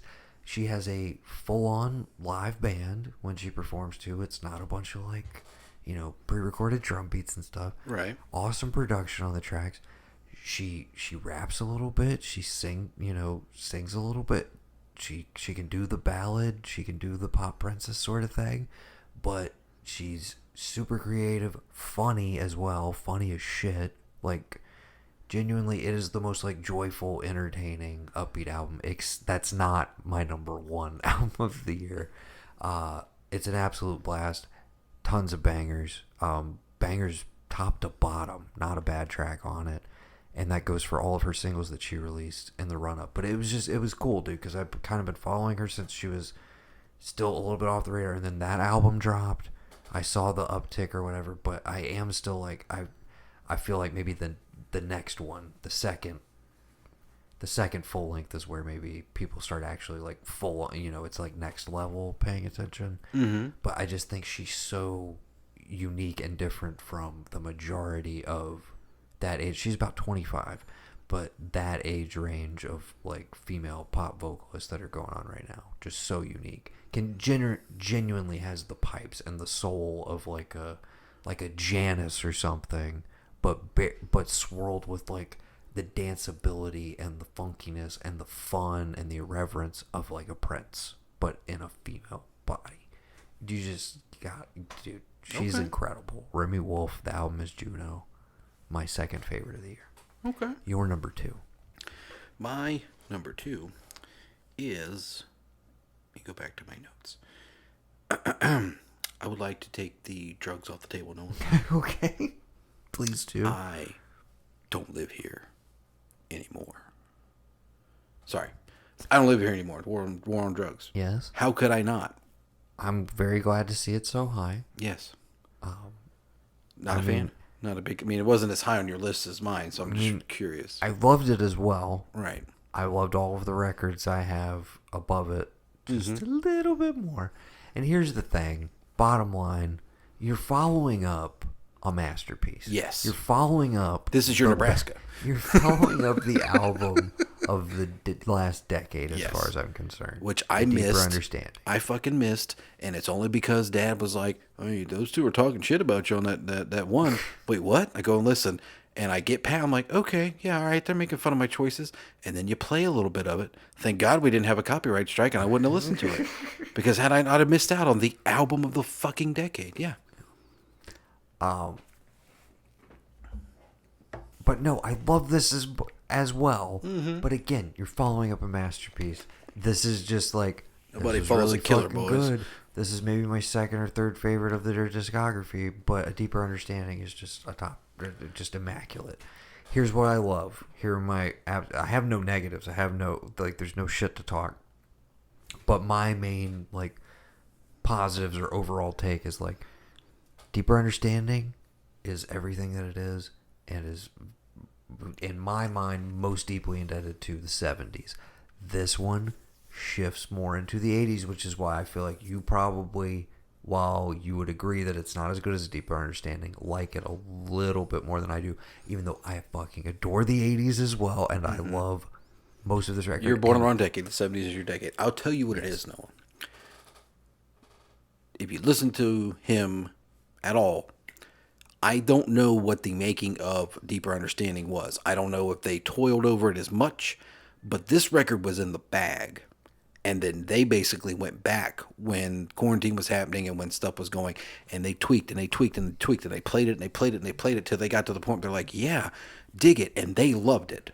And I get that they loved it, but I'm wondering if the last one was, we're putting this together, we're doing what we can, we're trying to give it our best the first go around. They didn't get to mess with it as much, and what they had was golden. And then they take the pressure from the success of that, and they come into this next one, so they feel like they have to go back and master and make everything as dope as it is. And maybe that's the disconnect and why it isn't like just as good as, because I'll admit, Deeper Understanding is one of the best albums of the last 10 years. Their best by far. And this is just a few peaks and valleys, just a little bit lower than that. And I think it may have to do with the climate that it came out in, how they developed it. But what I will say is, after listening to him discuss that with the two guys from the songwriting one, I can appreciate the band and him so much more because he basically was the most technical guest I've ever heard them talk to about like what he did, how he looped it, and all that. And at the very end, he's like, "Okay, I hope I did all right. I hope I didn't ramble too much. Probably did. Oh, thanks, guys." And I was like, "The dude knows who he is. He fucking knows who he is, and he knows who he is in his singing and his music capabilities and all that." And my hat's off to you, sir. Absolutely. Yeah. I don't live here anymore. War on drugs. And the war on drugs was not a mistake. The other thing I will say here, and it's like it sounds weird, but it's like this is a far more like upbeat and positive album, which I love about it. One of in my Spotify year end, I think my second or third like number one track was "I Don't Live Here Anymore" because it was the first single that was available, or second single that was available from this, and I just had it on repeat. That's the one that features Lucius. Now, my favorite on the album, I'm sure you probably will agree with me, maybe, I don't know, is Victim. Oh, yeah. Victim is like, immediately goes in that like, oh, that's one of like the 3 best songs you guys have ever written. I love the insane guitar solo on the end of it that like does not sound like anything you would have heard or expected on the previous record or any of their prior records for that matter. It's like so weird and distorted and stop-starty, but like I absolutely love it. And I feel like that never went away because you gave me, I mean, I know Deeper Understanding was a year or two ago, but you gave me Live Drugs, and that has been, and it still is, in the only CD in my car that I listen to. Yeah. Like, if for some reason my phone dies, or I'm just like, I don't take my phone if I run up the road or something like that, Red Eyes, boom. It's not even on Deeper Understanding. It's on a completely different album. But however they played that shit live on Live Drugs, it's complete departure from how it was recorded in the first place, and it's one of my fucking favorite fucking songs that they play live. So good. Like, fucking amazing. Yeah. So, yeah. Temporary Rain, the closer, is just a total knockout. There's some great, I mean, I love it. Again, it's just a little lower, maybe because, again, recency bias being what it is and being so attached to the previous record. I rate it, like, you know, but I struggled with my placement a lot on this one, honestly. Yeah. There's a lot of good shit this year. Well, go ahead and give me your number one then. No surprise here for anybody that's listened to us for any length of time. My favorite band of all time put out a record this year, so naturally it would have to have been pretty terrible for it not to be my number one. It's The Golden Casket from Modest Mouse. I absolutely adore it. It's my most listened to. The opening track of it was my number one track on Spotify. So, of course, all of my social media stuff said, "Fuck your acid trip," all over it, because that's the opening song of that album. An interesting... Okay, so about 6 months ago, a friend of mine who I used to work with, who we bonded over Modest Mouse, basically was like, "Hey, I'm adding you to this group on Facebook. You just have to, like, answer some questions or whatever," and then they, like, you know, blah, blah, blah. And it's a Modest Mouse fan group. And I've already experienced this over the years, and it's like, I should honestly leave this group because it just floods my fucking feed on Facebook. But you could just mute it. I could do that too. But it reminds me why it's like, it's one of those things I hate that, like, oh, this is the company I keep every once in a while. You know what I mean? Because for years now, there's this dividing line where a certain section of the fan base just wants to shit on everything after they got a modicum of popularity. Right. Back in 2004, you know? They can't stand it. Everything was great before that, and everything's been trash since. That's the general trust me, consensus. I've been that person, but not like everything's been trash. I've been like, you didn't know about them before I did. I've been that guy. Yes, plenty of times. And case in point, you know, for me, this was an event. I was waiting for it. I did what I haven't done, you know, in quite a while, but I did it for several albums this year. But this was the first one that I did it for. I stayed up till midnight when I knew it was going to drop on Spotify. I did the over-the-ear headphones, listened to it, and just, like, tried to absorb all of it straight first time through. Mm-hmm. And I was I was weeping both because of just I've been waiting for this for so long. Oh, it's actually good. Oh, it's even better than I could have even ever hoped it was. And then like certain tracks and lines that would then destroy me. It was a very emotional experience. And I think one of the things that a lot of the fan base is reacting to, this is the most positive, upbeat, and happy Isaac Brock has ever been as a songwriter. And I think that makes a certain segment of the fan base absolutely furious. I think they want him to be this depressive, cynical, sardonic piece of shit that he's always been. Well, they want that because of the year they just went through. Exactly. And I think instead what they gave us was an antidote to all of that bullshit. And he's the hero you deserve, but not the one you need right now. No. Exactly. And this album still he's one of the wittiest like guys to ever turn a phrase. He's like genius level songwriter, one of the best to ever do it. That has not gone away. And then on top of that, it is what I'm so shocked by that a lot of the fan base is like patently against it. It is one of their most experimental records since the early stuff that people seem to like. And it's like, for me, I mean, it's called The Golden Casket. A lot of people are like, this is the last record they're ever going to make. And it is, if you listen to it, it is the summation of their entire discography, their ethos, everything. It's all in here. Mm-hmm. But case in point, my friend group, people who I bonded with over them as a band, like some of my closest friends since high school. Mm-hmm. I was like, did you listen yet? And it was like, oh no, I haven't gotten to it yet. And then it's like, oh, I didn't hear anything for a couple days. And then it's like I had to dig a reaction out of them, and it's like they didn't want to say anything to me because one of them like didn't even finish listening to it.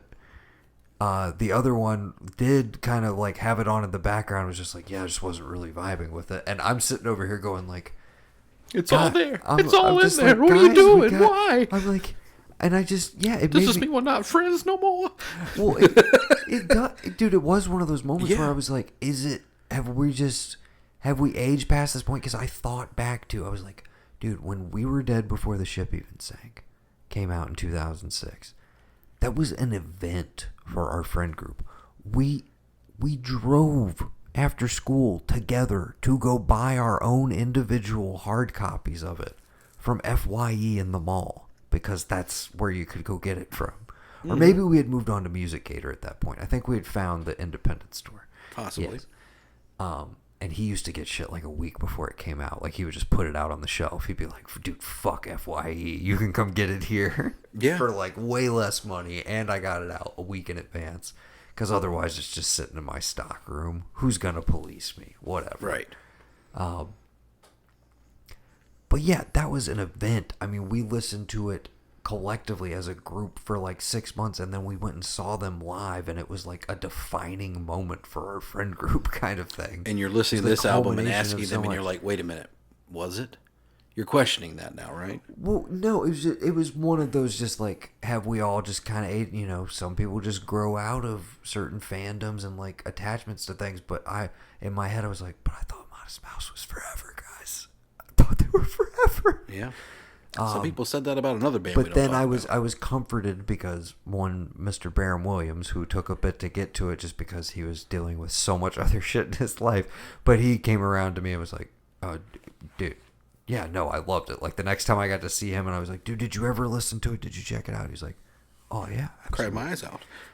So yeah, it couldn't not be my number one. Just so much great stuff on there. I don't know how the fuck I'm going to follow that, but all right. I mean, well, and again, go back and listen to everything you said about AFI's bodies. Right. That's pretty much how I feel about Golden Casket. It's like, yeah, but there wasn't even that period of adjustment. I was just like, oh, this is what they sound like now? Fuck yes. Like, I am so here for this from the get-go. Right. And I feel like for, some other people, it maybe takes a few more listens. Who knows? Yeah. Okay. I do have some honorable mentions, but of course we need to hear your number one, and I have no clue what it was because I honestly thought you were going more on drugs number one. Well, Noah, Oh, wait a second. No, I know who it is. what is it? Do you need to take the sadness out of Saturday night? Is that what you need to do? Is that the title of the record, or is that a reference to it? That's the title of the record. Is it Jay what? Never mind. I don't know. Oh, yeah, no, the guy who's like one of the best producers of all time. And like, you want me to launch it in my New Jersey thing now? I'll do it. We don't have to do all Yeah. that. You don't like him? You don't think he's a cool dude? Oh, Jesus Christ. I'm just asking. I didn't say a word. I don't know. I'm just saying, man, like, Is that your number one? yeah, Bleachers, take the sadness out of Saturday night. Okay. I didn't know that's what it was called. Yeah. Yeah. So, I was going to say Jack Antonoff, but I was like, oh, but the band is Bleachers. Yeah. Excuse me. so like when you're a kid and you're listening to punk, This is his Springsteen record. How do you not like Springsteen? Like, it's what not the that I don't fuck is like this? him. It's just that like I get it, man. But so much of the stuff you love is just like dime store Springsteen. I'm not talking shit about this record. Listen. I'm just saying, if There's exactly it's like- 45 seconds of dude, Bruce you're Springsteen I could getting not like live the- without. You're getting like the bad cocaine that's been cut with like fentanyl, okay? Right. With some of this shit. I'm just telling you, you can go to the source. Right. You can go to the I can source. meet the connect in Chinatown. I did it. I worked it in. Done it. That is the one with Bruce Springsteen. Look, when you're a kid and you like punk rock, you think Misfits, best thing to come out of Jersey. Sure. Then you get into like emo and you're like, My Chemical Romance, best thing to come out of Jersey. Then you start getting into more stuff and you're like, Jack Antonoff, maybe the best thing to come out of New Jersey? And then your brother's like, no, it's Bruce Springsteen. That's the best thing to come out of New Jersey. Maybe that and The Sopranos. But if you look at like not just him, I'm looking at him not just as a musician Lest that comes we out. forget Kevin Smith That in the Jersey trilogy. I have Universe. forgive Put me, some respect on his name. forgive me, Lunchbox, for I have said. When you look at not just what he's done as a musician, he's the guy that's like, I got to be doing something, and it's music. So if I'm not going to do Bleachers music, I'm going to go do this other music. Because, like, music is just his thing.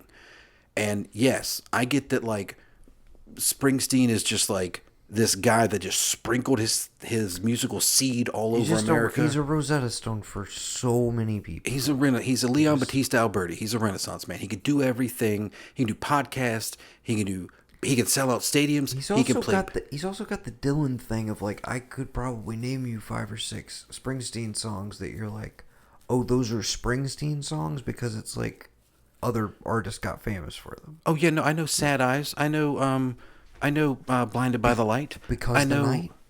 Because the Night, yeah. What's the other one? I'm on Fire. I mean, yeah, the list goes on and on. Yeah, I'm that's- on Fire is his song by far. I was love the it. more I do. popular version. The Chromatics version is not better. It's not a better cover, and I do like his version. Neither is the Vampire Weekend version. I didn't know Vampire Weekend did one. It's one of the few songs. I'm just I like saying, by if there's going to be somebody that I'm going to tout to come out of Jersey that could get close to Springsteen, it's Jack Antonoff. Because if you listen to Lord's most recent record, if you listen to he is an amazing music I liked producer. Solar Power quite a bit, and I feel like it did not get. I feel like it was. People were very excited before it came out, Right. and then promptly did not give a shit. And I felt like the general consensus I seemed to hear was like, "Oh yeah, I was too happy." Like they were mad that she made an exactly. upbeat, like that she was basically not And I've said this before. not doing like a chamber pop thing the whole time. And I Right. was like, she's never been that. Exactly. But and I've said on this podcast, maybe I haven't. For him to be like, hey, you can't work with anybody, Kesha? Come work with me. I'll put this shit out for free. I don't need to make any money off this. Let's make music. When she was going through all that shit, for him to be like one of the first guys to do it and then to go on and produce stuff for her, I think the production is going to take up more time and you are not going to get more things with just him. But I know he's got his own music festival for Jersey. Shadow of the City is like he's doing a ton.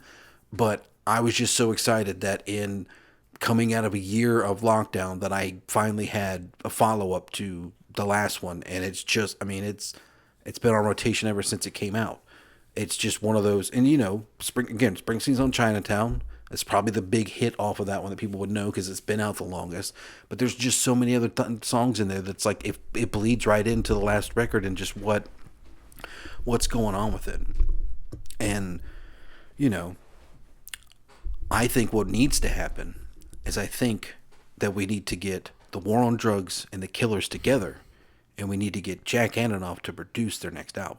And I think by that time the Machines will have taken over because they know if they don't, then they're never going to be able to. I would rather Blake Mills produce that album, but good idea. What if we get them together, but LP produces the album? Could you imagine that? And then Jimmy Iovine comes in to just put a little extra sauce on there. Maybe, yeah. Who knows? But yeah, take the sadness out of Saturday night. Todd Rundgren. What's wrong with Todd Rundgren? I was just saying, bring him in.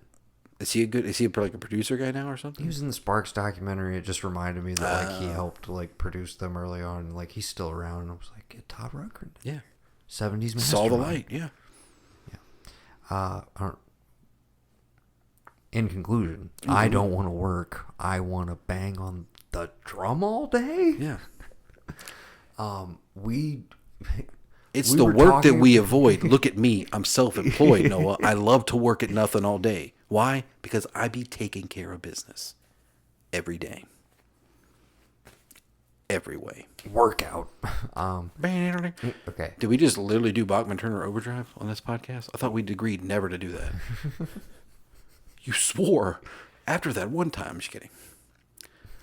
That's 2021 year in music. We were formerly called Kathleen Turner Overdrive.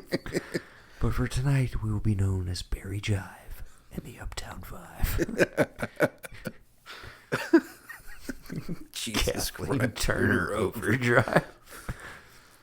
You say that, you think of that scene in Heat, Body Heat, excuse me, you're just like, you can't help that William Hurt's outside the door. Okay. Yeah, we said we were going to do TV, but we went almost a full 2 hours on music. So I'm going to say the year-end wrap-up to be continued. Yeah. Do you want to do, well, now question, can you off the top of your head give me some stuff I that got wasn't some new? honorable mentions. No, you can give me Yeah, some honorable mentions, no, for but sure. give me We some can- stuff. Listen, I can give you 5 singles right now that I loved from this year that didn't come out on albums, but I thought were amazing that people That should you listen to. discovered this year. No, new ones that like I can give you 5 right now that came out this year but aren't on albums, and I'm waiting Oh, to see what they are. okay. I could do that. I could tell you 5 songs I found this year that I'm like, why have I never known about Why this don't song? you tell people whatever the hell you want to tell them? And then we'll end the episode. Okay. Well, why don't you start with your honorable mentions? Okay. Wahada, previously brought up in here, they had an EP out this year. Okay. Called Do You Even Care Anymore? Which a little bit of a departure from them. Just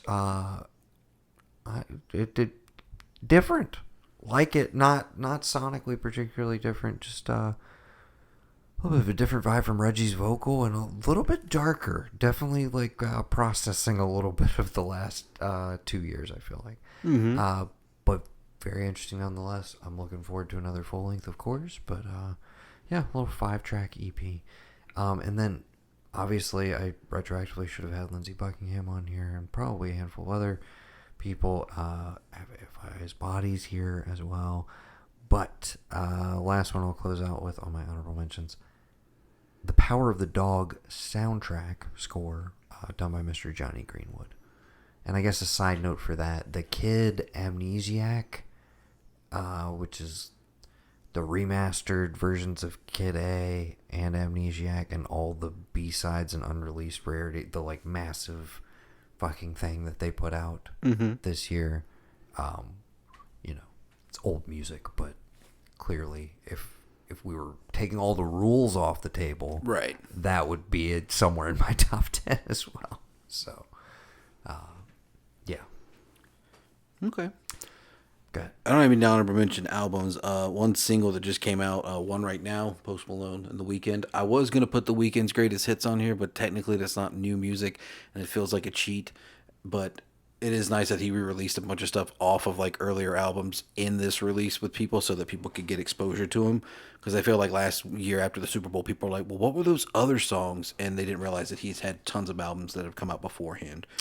I will shout out, we mentioned it briefly when it happened. I remember I sent it to you. Mr. Billy Idol. Yes. had a short little EP this Mm-hmm. year.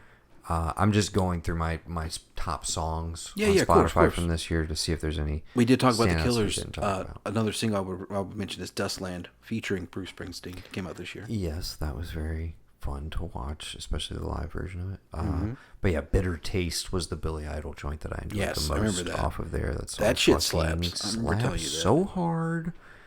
Absolutely. A cover that was in all of my playlists this year, I think coming tangentially off of Modest Mouse. I don't know, but it's from the band Dr. Dog. I don't know who they're covering, but the song is Hard at Races. Mm-hmm. And I probably might sound like an idiot because people are like, oh, you don't know that song? It's by this huge artist. But I don't know that one. Anyways. Huge shout out to... I have to pee. I can't. I was going to try and round out the episode. I got to go. You talk to the people. I'll be right back. Well, another one that I really liked, we did mention it just a little bit ago as Noah's leaving the room. Maybe he doesn't want to hear me talk about one of my other favorite artists, which is Bon Iver. They released a single called Second Nature. It is actually the end credits track to the movie Don't Look Up. I also, earlier this year, just weirdly, we were going to talk about TV. The end of I think it's the third, or maybe it's the third season, or fourth season of You on Netflix. They wrote out to a song. It's called Exile. I didn't realize it was off Taylor Swift's album from last year, but I guess she remixed it, and she added Justin Vernon in his vocals on it, and it was like, wait a minute, I know this guy's voice. Wait a minute, oh shit, that's kind of how I found it, and that's just kind of randomly been what's been happening this year with singles. Another good one I really enjoyed. It is one of these, like, these younger kids who is putting music out on the internet, and it's slowly catching on. And I don't give a shit what you think. I don't care. I did really like that ABC song where the girl's like, fuck you and your mom and all this and your friends, everybody but your dog. I was like, this is adorable, because like everybody knows what it's like to be like 15, 16, 17, and you just need that one banger that like lets you get all your emotions out when you're going through shit with people. And that's what this one was. And so I really could appreciate that, and hopefully that will lead to better things for the young lady who released it. Her name escapes me at this moment. Noah's now back, and we can keep going. Don't just listen to that, Jim, on your own. You're welcome. That was a solid 2.5 minutes of vamping on my own. I was not gone that long. There's no way. It felt like it. Okay. I was going to start going into single songs that I heard for the first time this year that I was like, holy fuck, why have I not heard this before?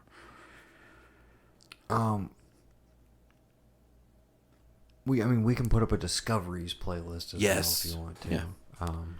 One would be... we can just keep adding to that one constantly anytime we... Yeah, Your Latest Trick, Dire Straits. I had no idea. If you want to play that game, I heard Tin Man by America in like a Walgreens. Yeah. And I was like, oh, that song fucking rules. I forgot about that song. Yeah. And then became obsessed with it to the point where it's in my top 20 most listened to of this year. Did you hear that snippet that country music guy put out?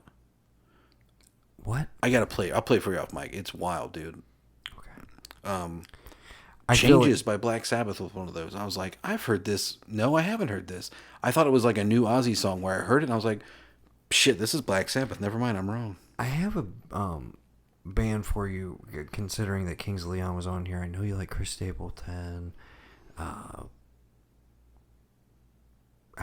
Do you like Nathaniel Rateliff and the Night Sweats? I feel like you're in...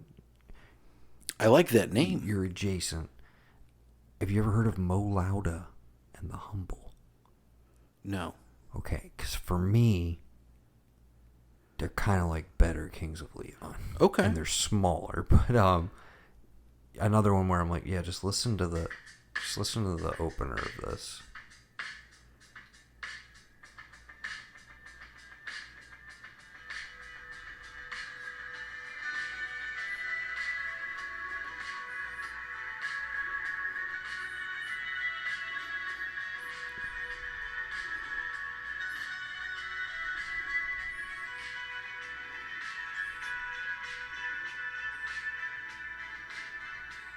I'll give you a little vocal.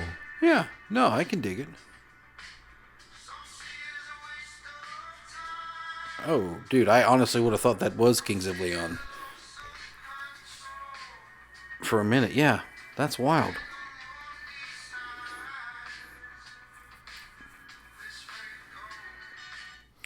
That album came out last year. They've been around for a few years. But some people I was driving around, they just were like, "Oh, do you like this band?" And I literally, I was bullshitting them. I was like, "Oh yeah, they're really good." Blah blah blah. Because I'd heard the name and I'd heard them on our local alternative station. But I was like, but in my head, I'm like, I know like one song by these guys.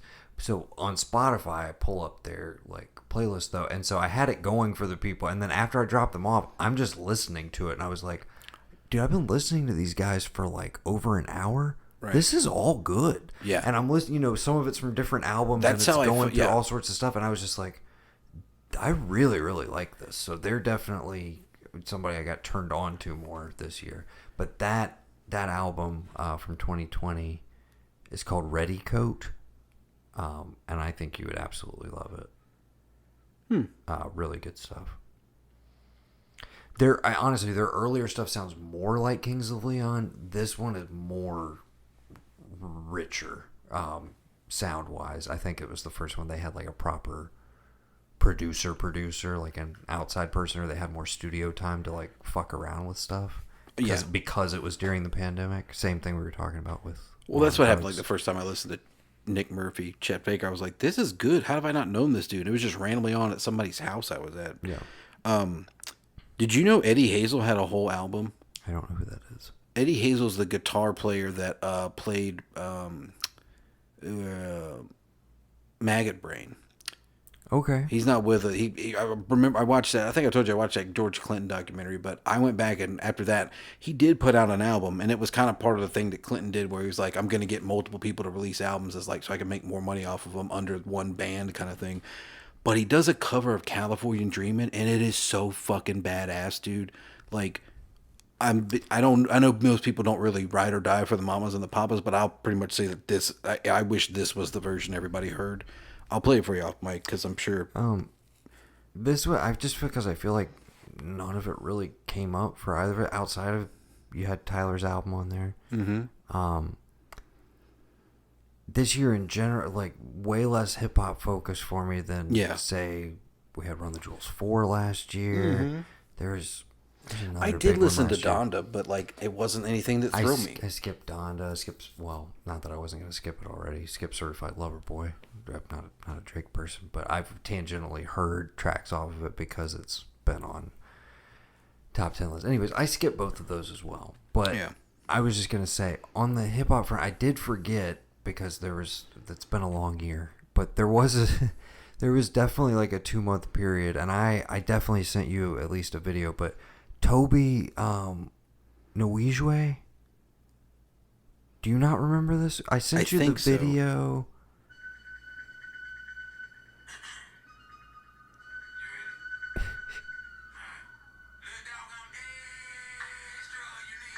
No.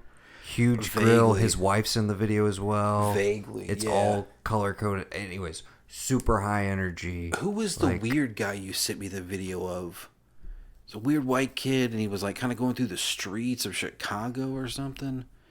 It was I don't know how long ago it was. I don't even know if it was this year. But you're like, yeah, this is that guy, and he's like this, and it's like. This is that guy, dude. You have got to. I'm trying, man. I'm reaching. More details. He was like, it was like super weird. He was in some kind of suit, like a furry type suit thing. He was out in the streets. It was like weird indie, not hip hop, but not rock. I don't know what it was. The guy looked like the dude from The Dark Knight or he looked like the polka dot guy in Suicide Squad. Okay. He looked like him. I can't think of the name now, but it was part of these videos. I was just thinking the other day because you showed me a bunch of weird videos one time. Remember we did that? We showed each other videos and we're like, yeah, that was, yeah. And you showed me that one that I was like, no, never again because I'll throw Tobacco. up. Yeah, it was in that vein of like, okay. I think that was it. I don't think this is when you sent me. I think it's just when you played for me randomly. And I've just been trying to remember the name of it because I was like, I think I like that song. I'm lost, man. I don't know. Dude, what if you're we talking are about. in a simulation, it'll pop up randomly somewhere soon, and I'll be Okay. reminded of it. I have one final shout out that I will do, but you can do whatever you want to do. Oh, I just most of the other stuff I've had is just songs I never heard before that like I randomly ran into. I did tell you, Dire Straits. It's 6 minutes long. It's like got a fucking amazing saxophone going on through the entire time of it. I'm pretty sure you probably heard it. I heard another one from Wild Nothing a while back. I told you Pop Paradise was one I really liked. There's another one off that same album called Shadow. I loved. And let's see. I obviously heard it, but it was part of this documentary. I didn't know what you call it, but Rumble from Link Ray, like just that whole thing. And probably the number one song that I like is old that I've just been listening to just because of like the vibe I get from it. It's really weird, dude. Fucking Quarter to Three from Gary U.S. Bonds from like 1961. I don't know how that was never on any beach music we ever got to, but there's so much in that that I'm like, fucking Rick James had to hear this song at some point and pull from it somehow. You need to screen cap and send me a list of all of these so I can do a discovery list of my own. Yes. And then also make a separate playlist for our year end. So hang on, if I were to go into Spotify and make it myself, could I just like send you that and you save it as a thing and add to it? Yeah. You Oh. can make playlists public.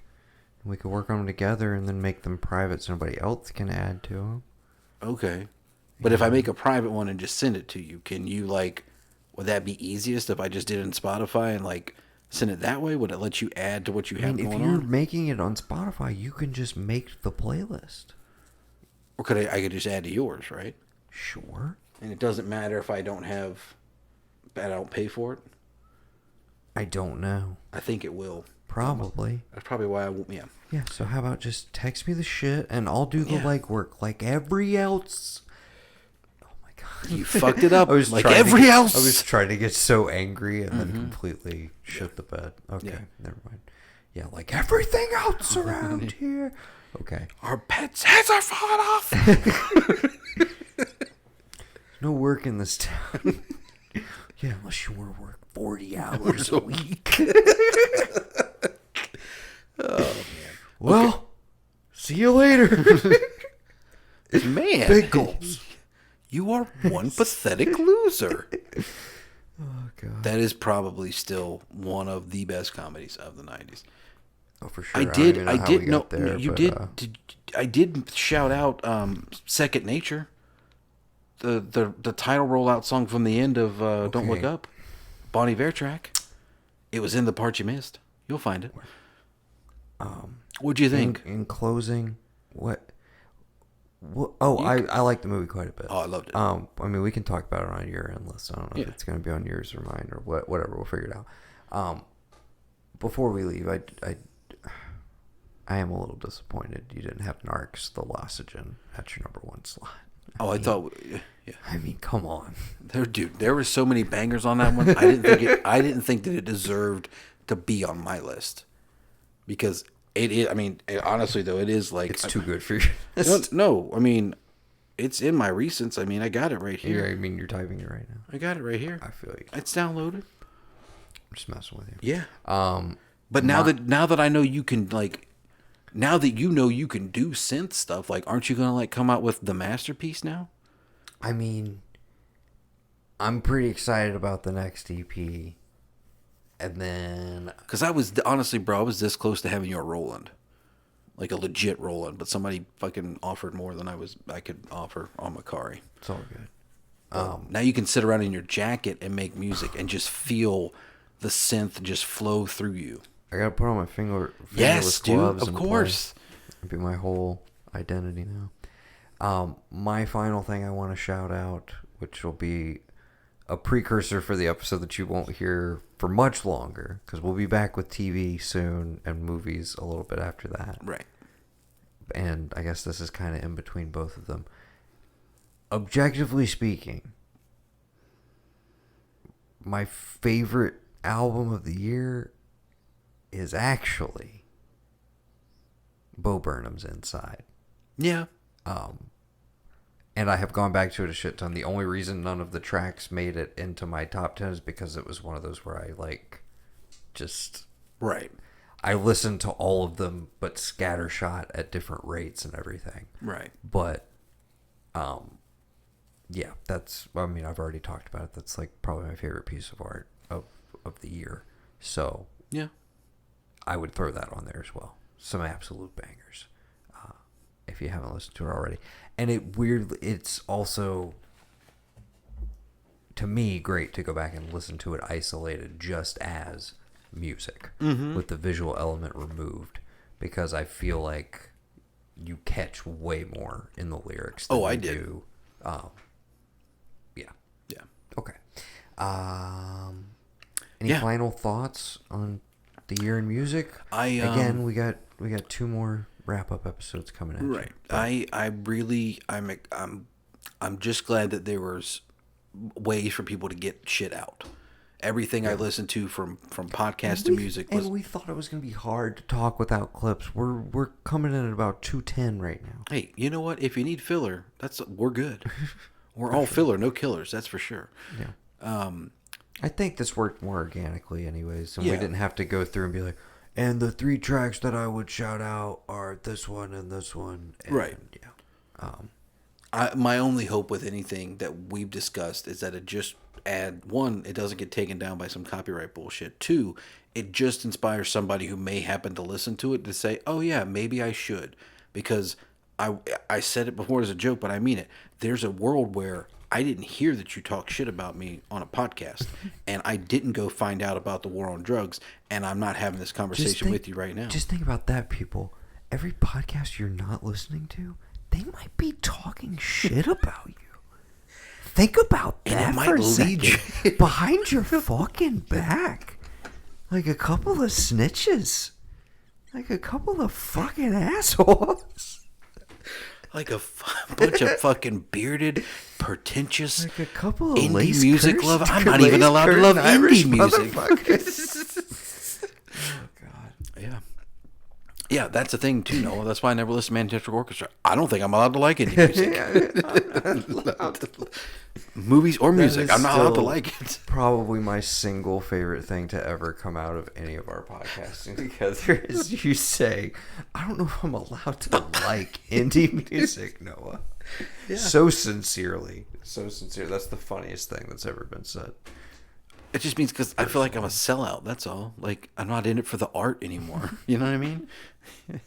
No, legit though, I can tell you've at least inspired one person, because there's 4 or 5 things on your list where I was like, oh yeah, I didn't listen to that. I need to go check that out. Oh shit. Well, save the cheerleader, save the world. Again, dude, I just knew tangentially that Bleachers album was that's his Springsteen record, because that's what all the fucking headlines said. I haven't listened to a single song off of it, but now I'm it was the same thing the last time you had. Didn't you have his previous record as your number 1? Yeah, Gone Now. Yeah. On a previous list, and that made me go listen to that one. I was like, I like this shit. It's good. So, first one is probably the most it has the most music videos, and to me the most exposure to people. The second one has the best writing of stuff, and yeah, if you want to say it, this is his Thunder Road or Born in the USA or whatever. I don't know. Look, I get it, man. I don't know if I'm allowed to like Springsteen, okay? I'm not from Jersey. I don't know about being... He's for everybody. I'm He's for the common man. That's Right. the whole point. But, you're the common man, but you're a fucking millionaire. I'm sure you had it hard at one point, and, that's great. To me, you're only as good as the E Street Band, and they're the reason I go to the music. There's 40 seconds of Bruce Springsteen music I couldn't live without, and that's the the fucking breakdown of Born to Run. That's my favorite piece of music he's ever made. I'm good. I'm not saying he's a bad guy. I'm not saying he's a great musician, you know? I'm just saying, it's just, I don't know if I'm allowed to like him. I don't know if he doesn't. I'm speak just to me. letting you know you're allowed to feel about him. I do feel. You want to feel. I appreciate that. I appreciate that you've made a safe space for me to talk about Bruce Springsteen. He weirdly got the most play of anybody in our 2021 discussion. Right. And again, he really won the day. He just sold his entire catalog for $500 million. Right. So what did Dylan get for his? Pennies. no, Fucking I'm pennies. wondering. He may have topped it. I thought I need to Dylan look did that up. Yeah. Wait, no, yeah, I think Dylan and Fleetwood were around 4 apiece. Right. Dylan's probably sitting looking at the Springsteen deal and calling his agent like, "Are you fucking kidding me? Yeah. Bruce got $100 million more than me." Yeah. 300. 300 for Dylan. Yeah. That is wild to me. How many? Did they sell to the same people though? Didn't Springsteen sell to Apple? Who did he sell to? I don't know. He sold to Dylan sold to Universal. Let me see who Springsteen sold to. I didn't know Fleetwood Mac sold their shit either. Yeah. Somewhere Paul McCartney's been like, "See, you should have listened to me. Did you not see what happened?" I mean, that didn't come up partly because this was albums and that's a documentary, but I have not watched any of Get Back, which was a huge deal for a lot of people. So maybe I need to squeeze that in before. Again, I know you don't like me talking about Marin on this podcast, but I listened to him talk to Peter Jackson. It's not that I don't like it. It's just it's actually one of my favorite bits, honestly. Like, you just stopped Sony. cold. What? He sold it to Sony for $500 million. Springsteen was Sony. Yeah. Universal paid $300 for Dylan. Which, I mean... Dylan's like, I got my whiskey. Well, how much... I got my whiskey. How many songs, though? Because Dylan said it was over 600 pinned tracks. See, and in my head, I was like, Dylan has to have more songs than Springsteen. But maybe not at this point. Right. That's what I'm wondering, because, I mean, 600 songs for fucking $300 million? Guess what? Not a big deal. He has more songs than that. Oh, I'm sure. So that's why I'm very curious, like, but which ones? Like, and how do you determine which ones you retain the rights for and shit? And Springsteen, I'm like, maybe it was his entire catalog, and that's why. Because I know Dylan has more than 600 songs. Yeah. Well, and I guess that means, like, he can't perform anything from then to now. It's not his. He can only do new stuff. They just own the publishing rights for in perpetuity, I think. Like, I he's not... I think the deal is basically like, yeah, he probably either doesn't profit off of it or he gets like some crazy small percentage now. You know what I'm saying? Because they own the masters. That's true. Yeah. So anytime they want to... So if he's like, if they I'm good, and they're like, oh, we're going to re-release all these every year, and he's like, oh, okay, cool. Yeah, they're just trying to grab all that money back. Yeah, and he doesn't give a shit. And I assume it just alters like whatever he was or was not making from streaming now probably goes directly into their pocket because it's like, we gave you the one lump sum payout. Right. And they're just counting on like, if the world just sticks around for 200 more years, it'll be worth the investment. He'll pay off. Like, that is one of those things where I'm like, really? Like $500 million? Wow. Is he even going to be able to spend that before he's out of here? Wow, man. That's wild. All of them. Like every single bit of copyright. Yeah. That's why it's 500 mil. I assume that Dylan. This is Dylan. 600 copyright spanning 60 years. The copyright to everything, dude. That is fucking wild. And again, what does he give a shit? Yeah, that's true. But they put out at least 2 Dylan records every year. He usually has a new one, and then they have the bootleg series, which is an ongoing thing that's on like its friggin' 36th volume or some shit. Wow. Like, yeah, because every album, every song he's ever written, there's probably like anywhere between 5 and in some cases like 12 different demos and cuts and versions of it with alternate lyrics, etc. Like, and everybody wants to have every element. So that's why I'm like, I guarantee you there's a lot of stuff in there where there's caveats of like, oh yeah, you got the rights to this version of the song, but this cut, this version, this master, that's mine still. Maybe. It has to be. Because I'm telling you, of those 600, those songs, there have to be alternate versions of almost all of them with different lyrics, different arrangements, because that's just how a lot of those albums were written, where he just fucked around until he got one that he liked. But some of his most famous songs, you'll be able to go and find like 6 or 7 different cuts of. You know what's wild? Dylan did that shit on December 7th, 2020. How Another day interesting. that will live in infamy. Wow. That's what this title of this thing says. That's funny. Okay, yeah. That's wild, man. Yeah. So, I as mean, always, we end on the dark capitalistic nature of the music industry. And nothing's, fight the real enemy. yeah, Sorry. nothing's changed. Except all the legends are now just selling off their massive catalogs to giant multinational corporations who knows what they're going to do with it. So, districts, get ready, because here we go. Um, Food shortages are starting any day now. we'll see. Get your bows and arrows ready. Okay. I really hope I get put in the Florida district. You know, where Disney's king. That'd be great. I bet you do. Okay, I think we're done for now. Way longer than we planned to go on music. Yeah. Go check out our Spotify playlist. It'll be something related to the ARK of E. If you search for that, that'll get you our podcast, any playlist we have on Spotify.